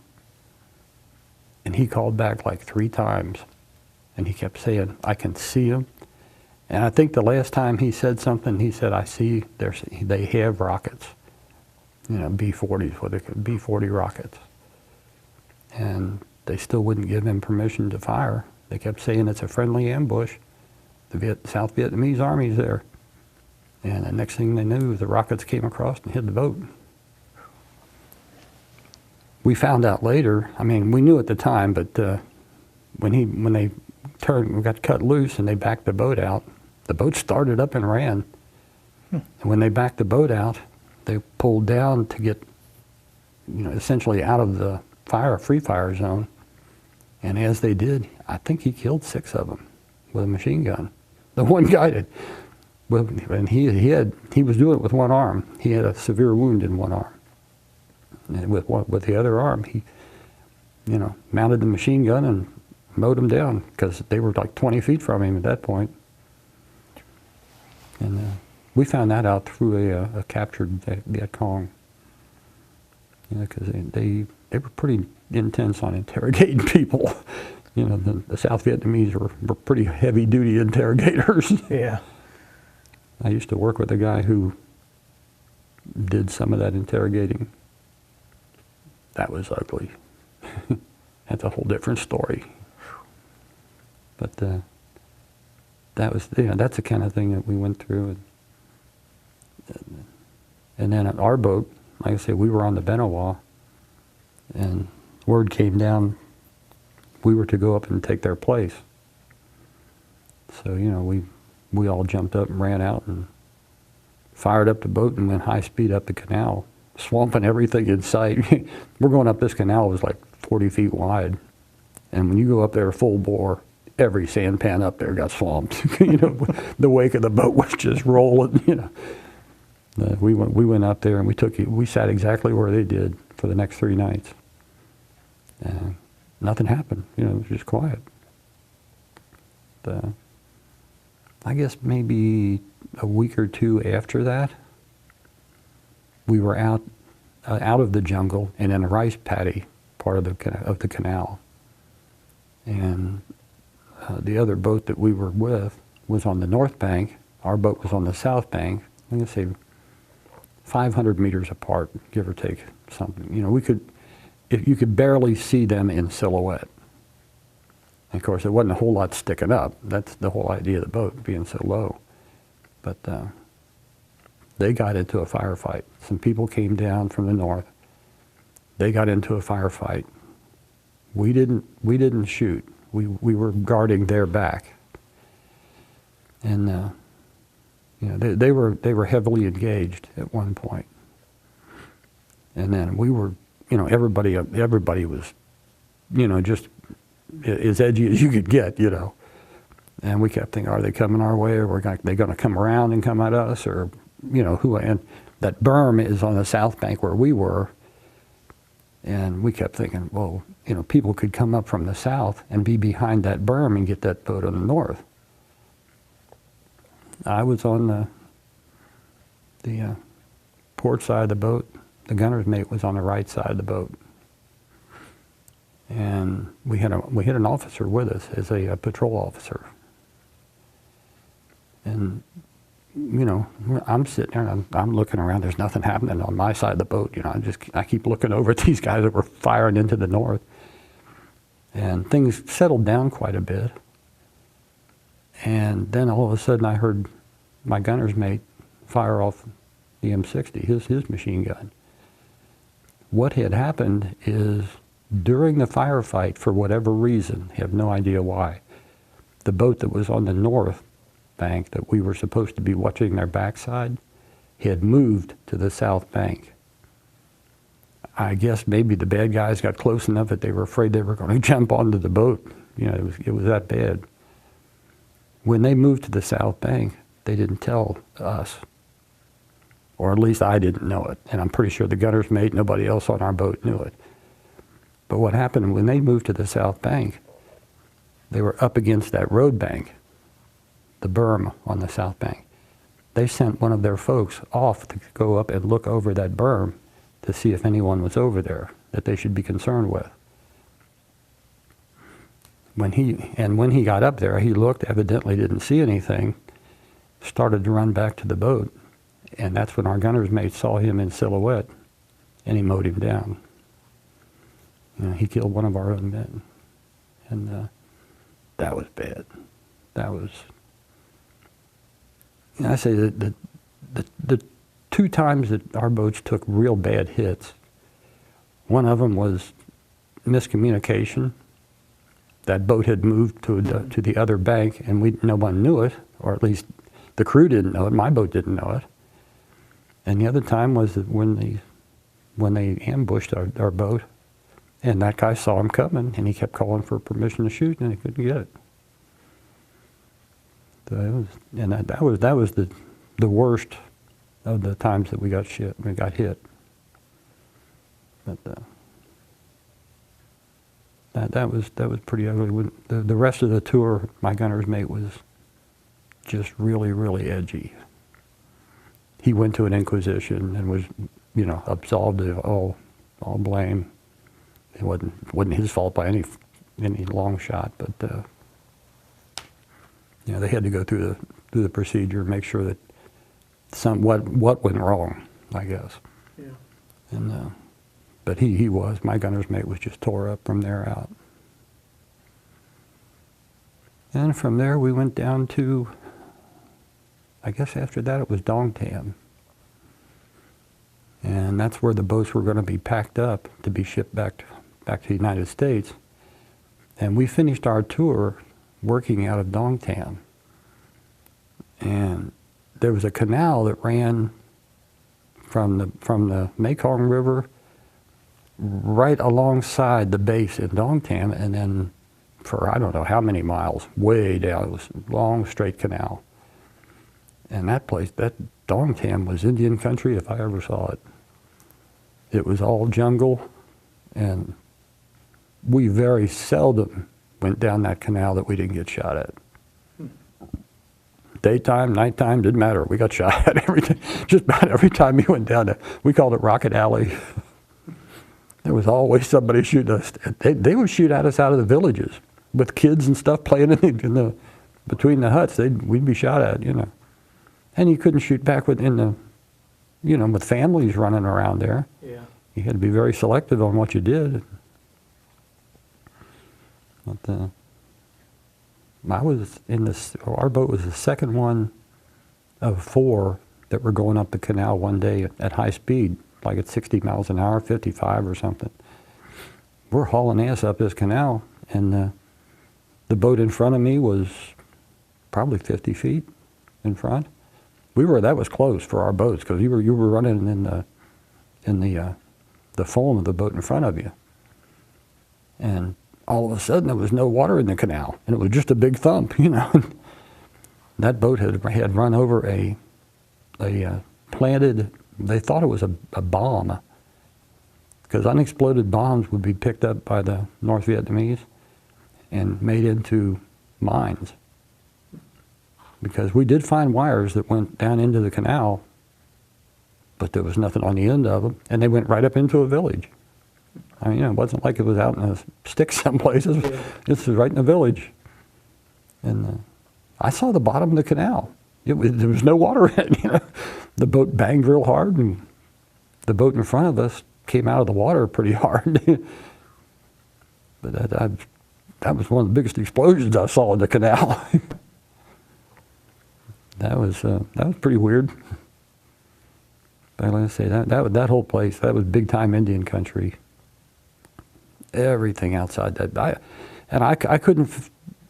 had a real tough time figuring that out, because this was a big army base at one time, and there was a lot of South Vietnamese army people there.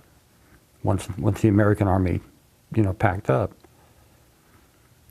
and I kept thinking, how can things be that bad, that close to a big army base?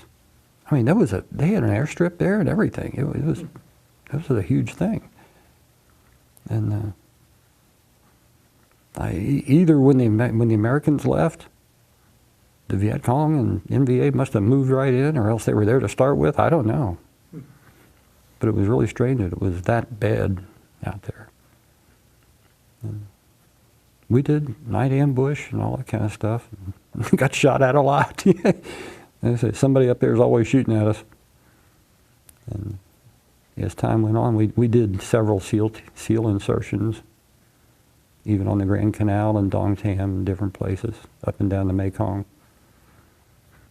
We'd take half a dozen SEALs on our boat. Usually 2 boats would pair up, and we'd go up some little creek someplace.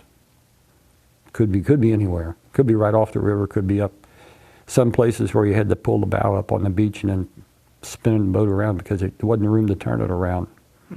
You'd actually have to back out. And at idle, as powerful as that boat was, you couldn't hear the engine at all. The whole engine compartment was insulated. All the exhaust was way underwater, and it had diffused exhaust on it. It was like a screen that broke the bubbles up so that they weren't even big bubbles; they were small. You know, it was really strange. But the only thing you'd hear would be the water slapping the side of the boat. We'd pull up, idle in. The SEAL team would go up, get off the boat, and then we would go someplace else and set an ambush. And whenever, the SEAL team would call us back and say, come to this location, pick us up. Usually they had 1 or 2 locations that they could go to, in case one was too bad. Yeah. And it was like, those guys, they're crazy. SEALs are crazy. I would not get it. Some of them, some of those guys, their uniform was blue jeans and no shoes. No shoes. No shoes. I would not get off that boat without shoes. No way. Huh. Why do you think they did that? Or? I asked one of them one time. He said, you can feel better with your feet. He said, you know where you're walking and what you're walking on, and okay. There's some things in there I don't want my feet on. Cobras. Yeah, we had beer one afternoon on a Tango boat.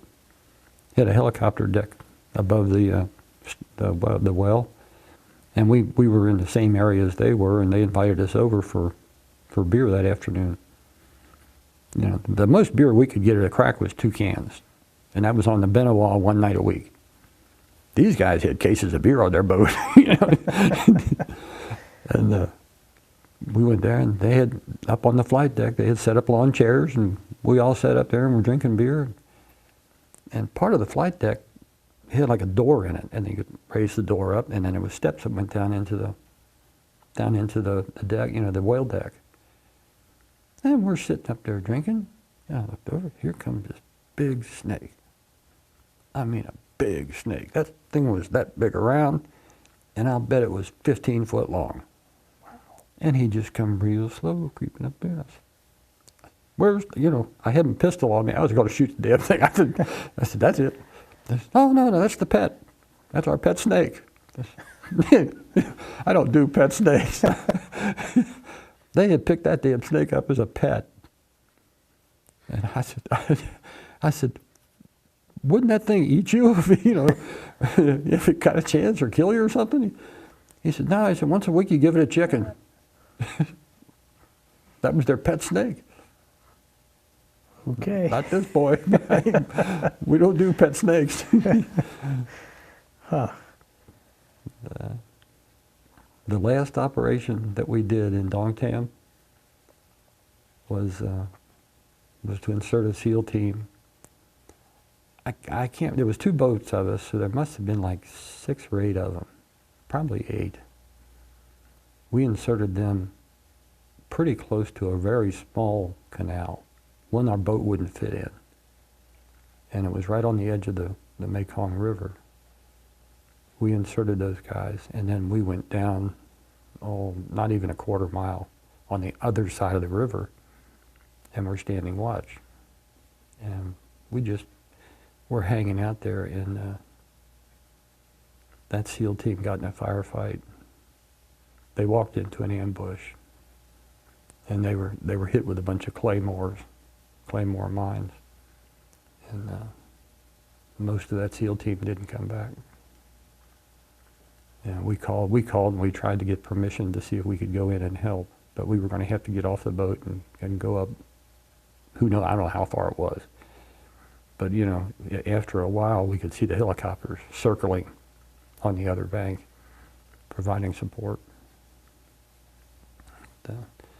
I said that was my last operation in Vietnam. Was with those guys, and they all didn't make it back. And then they packed us up, and I was in Stab 1, so we were the first ones out. First ones in, first ones out.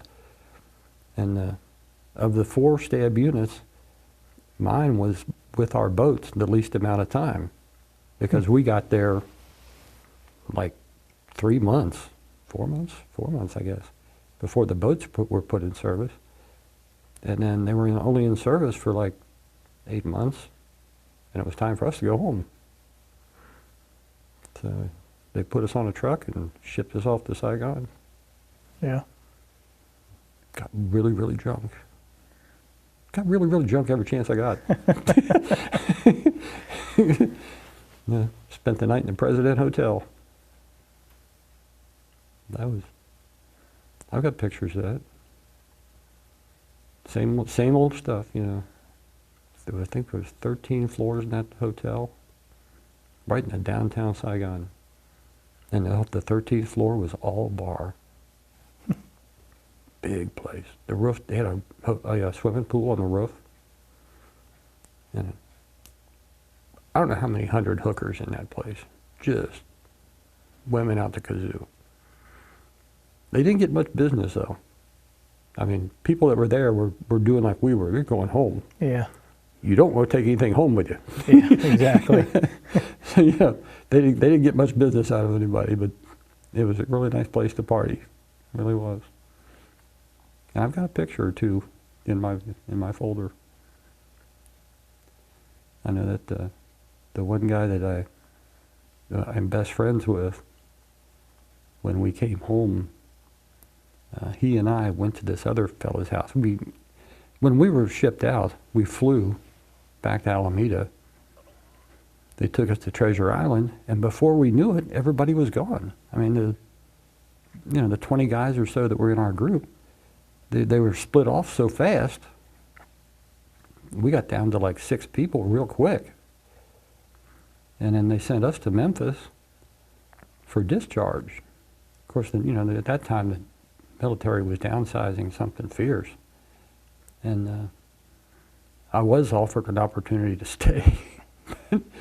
I wasn't going to do that. Before I left Saigon, I guess it was the CIA interviewed us. And they offered us, they offered me anyway. I can't talk for everybody else, I shouldn't do that. Because we got interviewed one at a time. And $50,000 a year and 30 days paid vacation anywhere in the free world. To work for them. You had to give up your American citizenship, and you would go to Laos and work as an insurgent. And I asked the fellow that was talking to us, I said, well, what's it like in Laos? What kind of, what would you be getting into? He said, oh, I said, you know how down here when you're out in the canal or you're out in the bush somewhere and you get in trouble, you call for the helicopters and they come in and save your ass? I said, yeah. He said, well, up there it's the other way around. He said, they got the helicopters and there's a whole bunch of them and you're out there, beating the bush on your own. $50,000, that was in 1970, that's a lot of money. But I thought, no, probably wouldn't live to use it. Yeah. So I didn't do that. But I thought about that a lot once I got home. Once I got back to the States, I thought, damn, 30 days vacation anywhere in the free world. But anyhow, we went to Memphis, and like I said, just a few of us at that point, just a handful. And the one fella, he lived close to Memphis. And Ken and I went to this guy's house, and he wanted us to go with him to tour the United. We're going to drive the United States. He had a car. He said, the three of us will take off. We'll just drive all the way across the United States. And all three of us were old farm boys. We all grew up on the family farm and lived out in the sticks, And I said, we want to go home. We really would like to see home. Yeah. And often wondered about that. It was about, I'm strictly guessing now, about 8 or 10 years later, he committed suicide. That kid, he did. And the other fella and I, we went home. And I see him at our reunions every other year. But I always wondered what, if we could have, somehow made him feel better about whatever. Yeah. But boy, we wanted to go home. Yeah. Yeah. You've been gone from home for over a year. Yeah, and I wrote letters, and they always told us, you're not allowed to tell them where you're at or what you're doing and all this kind of stuff because of our secret clearance. But evidently one of the other guys, the only other guy that was from Kentucky in our unit, he would write home and tell them everything. Because my mom and dad got to be friends with his mom and dad in Louisville. And they would tell him what I was doing. And I thought, this ain't right. You shouldn't be doing it. I didn't know that until I got home. Yeah. But he's one that didn't make it back. He was on that boat that got hit. Mm. But I got home and I kept thinking, damn, I went down to visit his family, and I couldn't go to the grave. I didn't want to do that. But, yeah, that's pretty much the way it went. It was strange. I flew into Cincinnati in the middle of the night, and I never ran into any protesters or anything. There were some weird people in California. Yeah, he had a military uniform on. They were kind of nasty and stuff. But Alameda was a military base, so it wasn't like there was a lot of protesters there. Yeah. And I flew into northern Kentucky, and somebody in Memphis had stolen my jump boots. Really made me mad. Because I wanted to wear my jump boots home. And, so I had to wear my greens, my green camis.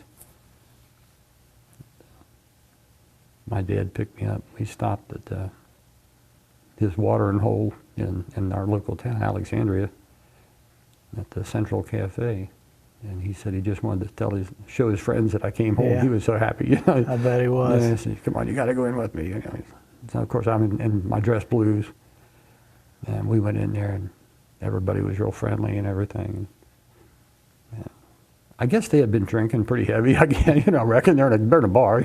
Yeah. But the one guy asked me if I killed any kids over there. And I thought, I just didn't answer. I said, that's sorry. You could do without that. Yeah. But that's pretty much it. It was really exciting. It was a lot of good times, a lot of bad times. Did a lot of things I never thought I would do. Nobody will give you the toys that Uncle Sam will to play with. Yeah. I mean, I'll never in my life own a boat that even would come close to what I drove over there. I was not the coxswain. I didn't drive the boat on missions and all that, but I was the engineman. Every time we went back to the ship, I worked on the boat. I made sure everything was tuned, and then I could take it out on my own. Me and Yeah. one other guy, we would just haul up and down the river like crazy. We tried towing a sampan one time to see how fast we could get it to go. Did anybody water ski over there? I heard stories that, I've seen people water ski. that would water ski. Yeah. Skis were hard to find. I don't know where you would find skis. Yeah, I don't unless you had them sent Yeah. from the States, but We bought a sampan off somebody, and we tied it to the back of the boat. We just wanted to see how fast we could get it to go, and that didn't work. It fell apart. I didn't mention it, but one of the things that we did a lot of was search sampans. You'd stop people out in the river and just go through their stuff and see if they were transporting ammunition or rockets or whatever. I had picked up a .30 caliber rifle, and it was automatic. And the PBR guy was going home, and he wanted to get rid of it. He knew he couldn't take it with him, so I made him a deal. I had that thing. It was sawed off at the forestock, and it was sawed off at the pistol grip. So the whole thing was like that long. Huh. And it was .30 caliber, and I had a banana clip in it. And I got into a sampan that was trying to rifle through stuff, and this guy was giving me what for, I couldn't understand. I had no idea what he was saying, but he just wouldn't shut up and was waving his arms and all this stuff. And I kept saying, shut up, get out of the way. What's in here? Look, I was trying to, get him to show me stuff. All he did was just kept jabbering and raising hell. Caught me in a bad mood. I had that .30 caliber thing with me, and the sampan was like this wide, and I pointed it down. I went, bloop, cut it in half, and I'm standing in it. wasn't a very smart move. well, you probably got him to shut up though. Well, he shut up. Yeah. The sampan went down. I just jumped for our boat. Yeah. When I did, the rifle went over the edge. That was the end of that. So it's probably still in the Just bottom of the river. Still down there someplace. Yeah. We used to do all kinds of stuff up and down, Ran over an old lady one time with a sampan with our boat. It was like 2 in the morning. What the hell is she doing out in the middle of the Mekong River at 2 in the morning by herself? Yeah.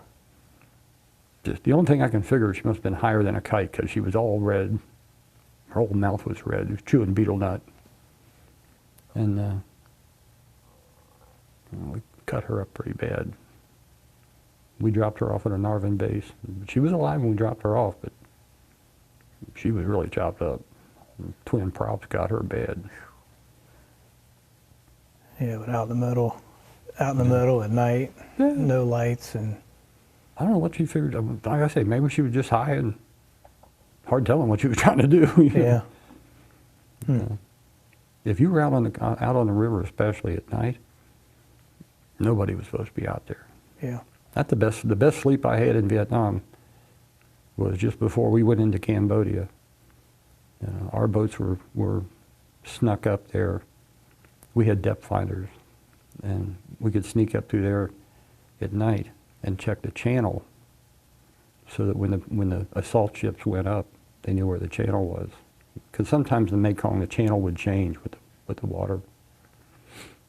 And we went up into Cambodia, and before we invaded, and while we were out, we spent one night in the middle of the Mekong River.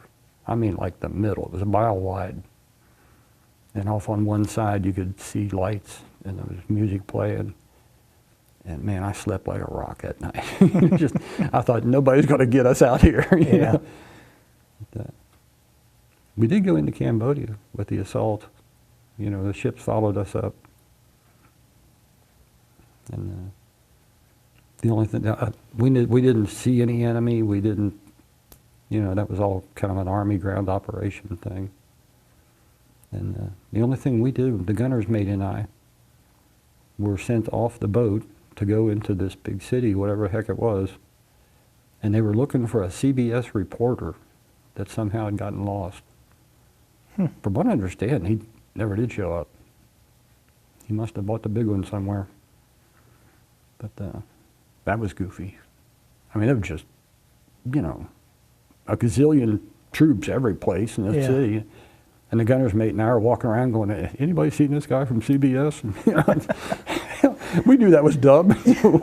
Looking for Walter Cronkite. Yeah, that kind of thing. And I guess they could say they sent out search teams, and that was it. That's all as far as to say they did it. Huh. It was pretty. I'll say that. It was a big city, and it was different to see what that part of the world looked like before the war. Cobblestone streets, French-style buildings with two-story, second floor railings and stuff all around. Really pretty. A lot of tile on the outside of the building. Ceramic tile. Would you go back to Vietnam now? Yeah. To visit old I don't, stomping grounds? I don't think there's any place. Someplace there's a tree with our name cut in it, you know. It's on the Grand Canal. Yeah. We were bored as hell one night and sat there and cut our name in the tree, you know. That's pretty neat. Yeah. I can see one. The Southeast Asia was really pretty before the war.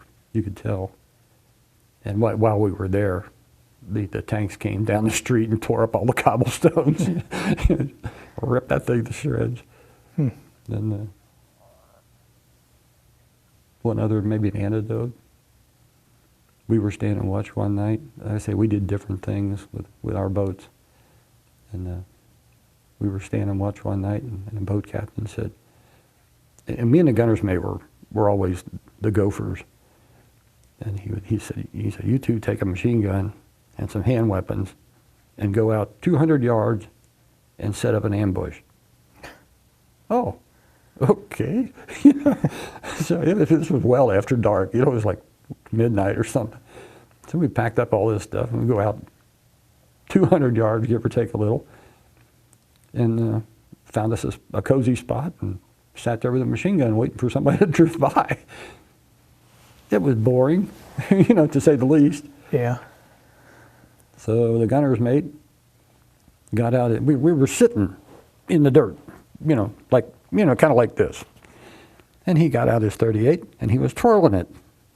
And he's twirling his pistol like this. It blew the toe out of his boot. I laughed my ass off. A lot of stuff was just goofy. Yeah. I brought a spider on the boat one time. That wasn't real smart. Like a big spider? Or? Tarantula, yeah. I didn't know spiders lived in banana bunches. Nobody ever told me that. There was some boats, that were together one day, and during the daylight we would all kind of group together and try to get some sleep on the beach or something. And there was a couple of banana trees there, big bunches of bananas, Damn, we haven't had fresh fruit like that in forever. So we got some C4 and rolled it into a little string, and wrapped it around the tree and blew it down. Took a bunch of bananas, threw them babies on my shoulders, and they were green. I said, well, I know bananas. You let them sit for a while, they get ripe. Yep. Took them back, put them on the back of the boat. Middle of the night, I'm sleeping on the boat, and I feel this.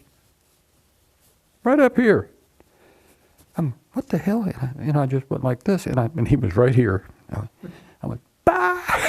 Screamed, brushed, and all this, and we saw him run across the bottom of the boat, but don't know where he went.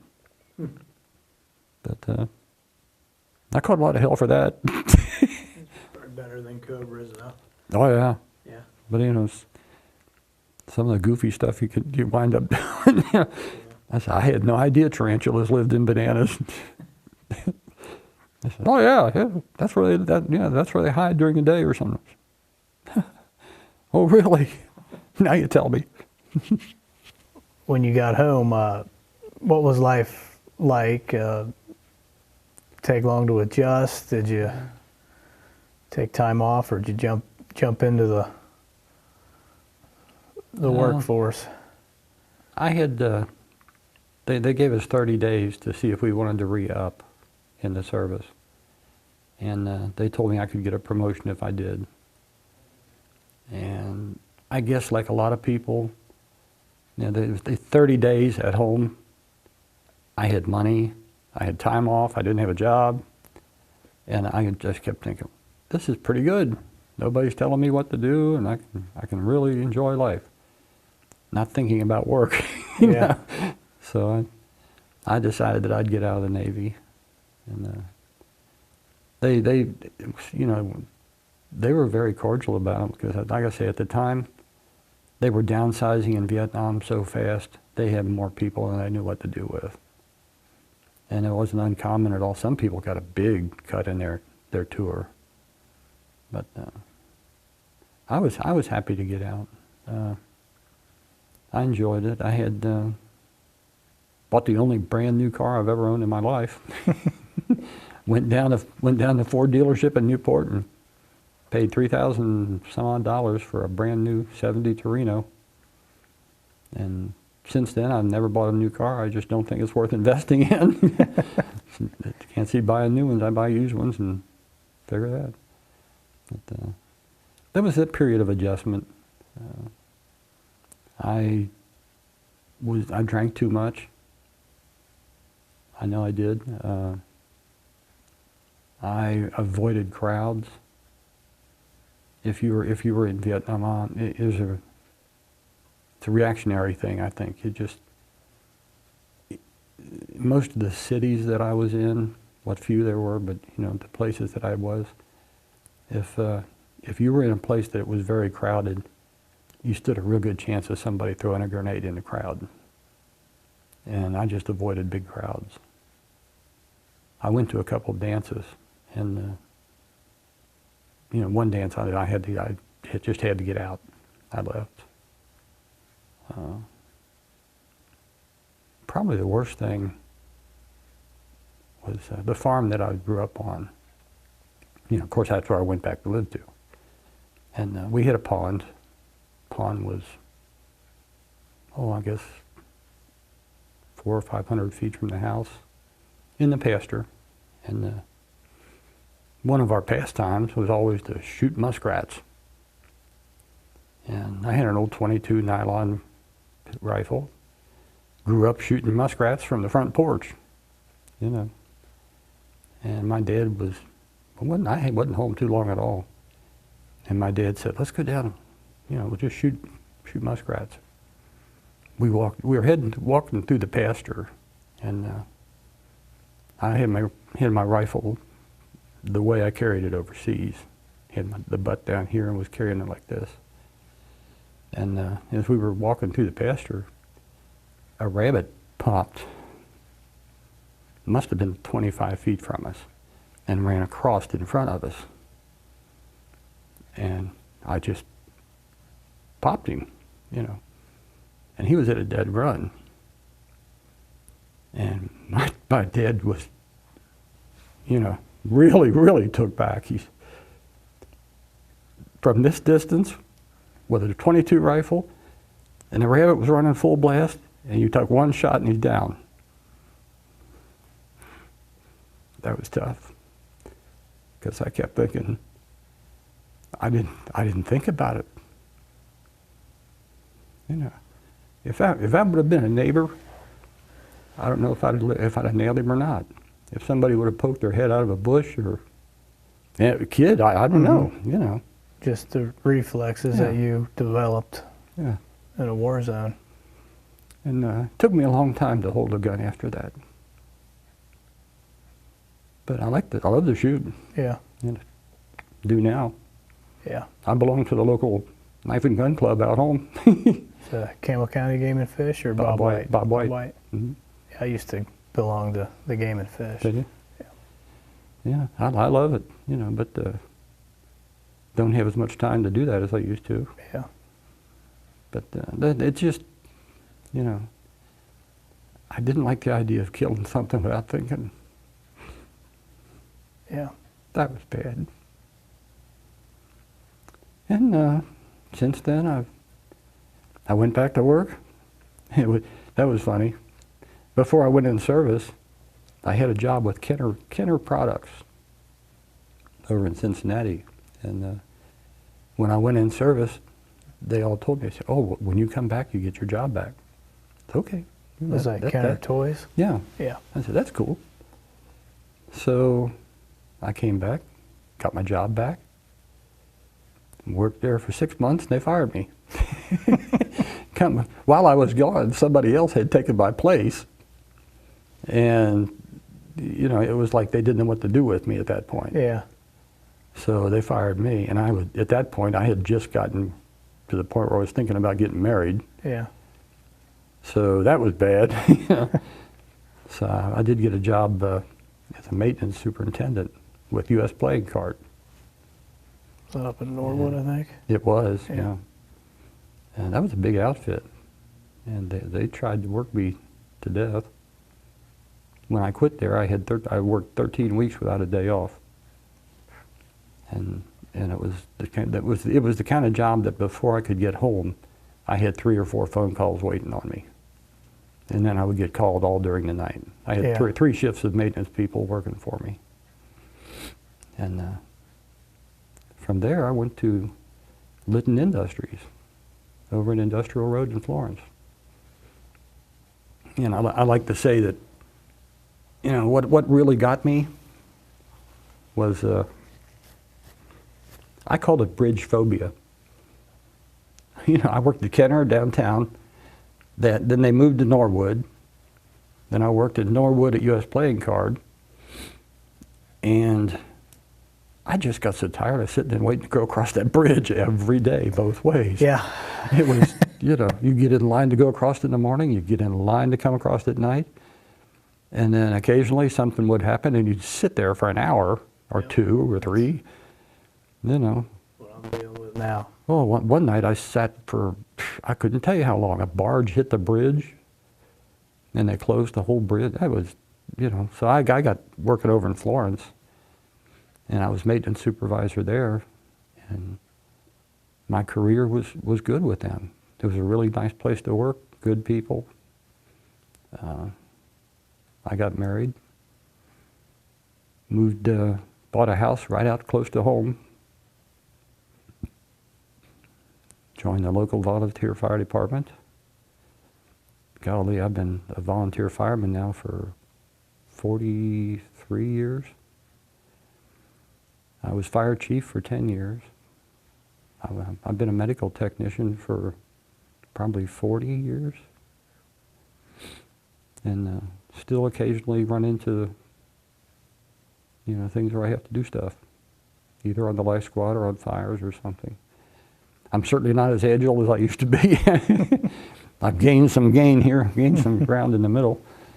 But yeah, that's been a real good life. I worked for Litton 35 years. And during that time, they changed names. I would bet 6 times, you know, and never worked someplace else, the same place. They just kept, you know, one place would buy us out, and then somebody else would buy them out, and all through that routine. And along with that went different responsibilities. So, you know, I went from maintenance manager to plant engineer to facilities manager. At one point, I ran 9 manufacturing plants in northern Kentucky. And I didn't manage the plant. I managed all the maintenance and upkeep. Yeah. And then when the last outfit that bought us out was HK Systems, and we're out of Milwaukee. And I wound up being the corporate compliance manager for them. Part of my duties in northern Kentucky with Litton were not just facilities maintenance, but compliance with OSHA, EPA, all the regulatory stuff. And HK didn't have anyone doing that when they bought us out, so. And I loved that. I loved my job. I really did. They finally sold out, and I was 61. I I was 61 years old. And I thought, who's going to hire me at 61, you know? So I took retirement. Yeah. But the last 10 years I worked for HK, I traveled the country.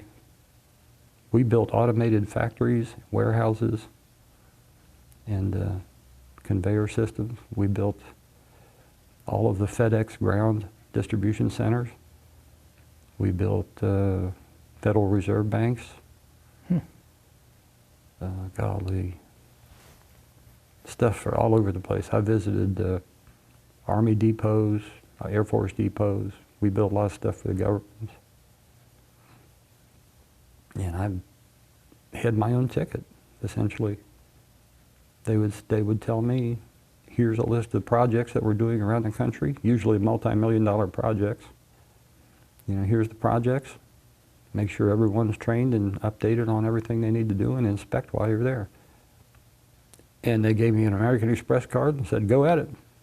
I loved it. I really did. I got to see some things that I've never, it's kind of like being in the Navy. I got to do some things I had never imagined I would be able to do. Yeah. You know, I've toured the inside of the Montreal Federal Reserve, Toronto, Chicago, you know, all kinds of different Federal Reserve. I've seen pallets of money, literally, you know. Usually it's $1 million on a pallet, and our systems would hold 300-400 pallets. And at one point, I visited a place in Toronto where the money was stacked in the hallway because there was nowhere to put it. Wow. And I inspected a place where they had an accident in Utah, and the system stored atomic weapons. And I taught classes at American Airlines, Delta, like I say, FedEx, all over the place. A lot of, you know, I enjoyed my work. And in the meantime, I got to be a fireman. Every kid likes to be a fireman, Yeah. you know.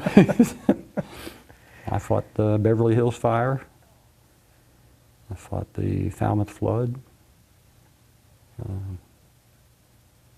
Delivered 2 babies. One of them in the parking lot in the back of the life squad, and the other one in, I think it was front seat of an Oldsmobile on the AA highway. And, both little girls. You know. And, I feel like I've touched a lot of lives. I think you have. Yeah. I hope. You've had a remarkable journey. Been a lot of fun. You know. I always felt like I've been blessed. I think you should write a book. I wish I'd have wrote a diary. You know, it's all this stuff went on. That's it was a lot an of fun. amazing story. It really is. Yeah, I've met an awful lot of nice people. You know, a lot of people in the service that would do anything for you, literally. I've been in 2 burning houses that collapsed on me while I was in there. You know, I couldn't tell you how many times I should have died in Vietnam. You know, the times that you could hear the bullets cracking close and, you know, reach out and touch the bad guys. Some of it was really ugly, and you know, you try to make the best of what you got. Yeah. I loved it. Like I say, nobody gives you toys to play with like the Navy. Yeah. Well, you certainly have been there and done that. Yeah. Loved flying in helicopters. Loved helicopters. Sitting on the floor with your feet on the runners. Did you sit right behind where the pilots sit, you know, and then right, you know? Well, then there's just a flat space Yeah. behind the pilot seats. That's what my uncle would always say. He loved sitting right there with his feet hanging off. Yeah, hang your feet out the side. Yeah. And the helicopters, the way they, you know, you don't know it until you actually get in one, but the way the thing works, it hangs from the blade, from the main blade. Yeah. So no matter how much it rolls over, the centrifugal force glues you to the floor. So you can sit, you don't even have to hang on to anything. You can just sit on the floor with your feet outside, and that thing can come up and go like that. And I always you ju- wondered how you just look straight down and shoot why at somebody. people You know? wouldn't fall out of those things. That's I didn't like jumping out of them, but you know. Well, every year at the Dayton Air Show, they have the old Hueys up there, and they do rides, I don't know, like 5 Do they? to 10 minute rides for, I think it's $80 or something. And every year I'm up there for that. I go, one of these days I'm going to do that just to see what it's like. You ought to do it. I think I will. Yeah. But I'm sure they probably strap you in and put helmets on Oh, you I and bet they tape you do. to the seats, and you got to sign waivers and everything else. I But know, just to feel it, to see what the guys, you know, because it's the old Hueys. yeah. Oh, So- those guys were pilots too, boy. I mean, they could. When I left Boswa, you know, of course, we were under fire, and that pilot, he flew between the trees. You know, and he did. This was on the Delta, you know, so it was flat and a lot of rice fields, but there were spots of trees and shit everywhere, and he would go between them, and he had this thing going sideways and back and forth. Wow. And it was a real ride. It was a blast. Man, what you have seen. I guess that's about it. Well, I certainly appreciate you sitting down and sharing your story with us. It's a remarkable story, and I'm Hope it so wasn't too thankful. long. Hope I didn't, you know, stray too much. No, it's been an honor to listen to it. It really has. I say the longer time goes by, the more I wish that I had written down or, you know, kept track of better. I say my mind's not what it used to be. That's for sure. That some is further out from whenever something happened. Seems like more of it that gets a little fuzzy, and sometimes I just think of things that were different. You know, it's still. I'm I sure. say on a especially at night, because that's when we worked. Yeah. You know, I would even now, I can sit on my porch at night or on the deck in the back of the house and look out and think to yourself, could I see somebody if they're out there? Or how would I see them? You know, the moon's full or the moon's dark or whatever, the difference it makes between being able to see something or what's going on and not. And then sit there and quietly listen. And we did a lot of that. You know, when you're sitting ambush in the jungle, boy, you listen more than anything else. And there's some stuff sticks with you. We'll be in Gatlinburg next week, and my son and I go down there. Is that for the reunion? Yeah, for my STAB reunion. Yeah. And my wife never had, she can't go. I stick her at home. My mother's 91, lives in my basement apartment. Wow. So one of us has to be there all the time. Yeah. It's a good chance to get away with my son. Yeah. And he likes to sit around and listen to all the war stories too. After we all get together in the kitchen down there, and there's a few drinks start flowing, and pretty soon there's some kind Yeah. of story pops up. I'm sure it's therapeutic also to sit with Oh yeah. with your guys and you know, Yeah. talk and relive memories. Well, people that did the same things, and Yeah. so many people that I was close to. You know, in STAB 1, that was our group, and you know, we saw a whole lot more variety, I guess, than the other groups. Hell, STAB 4 they stayed with the boats from day one, and when they brought them back to the United States, STAB 4 brought them back to Coronado, turned them over to the SEAL team. So, you know, they didn't do any patrols other than just with our group. You know, the rest of us at least got a taste of what everybody else was doing all over. Yeah. I think if I had my choice, I'd rather be in the Navy than the Green Berets, though. Those guys sure got shot at a lot. Wow. That's I keep saying it's an amazing story, but it truly is. Yeah, appreciate you letting me tell it. I'm glad you did. It's been an honor to listen to you. Yeah. I don't. I feel like my story's probably the same as a lot of other people's. It's a very unique story. When we started this sitting down, I did not think that it was going to be a story like this. And Probably thought about like the Navy, like I did, the big ship. yeah, that's what I was thinking. Yeah. Aircraft carriers, battleships. No, we're Cobras and tarantulas. That's what I was thinking. I was thinking big ship when I went in. Well, I appreciate it.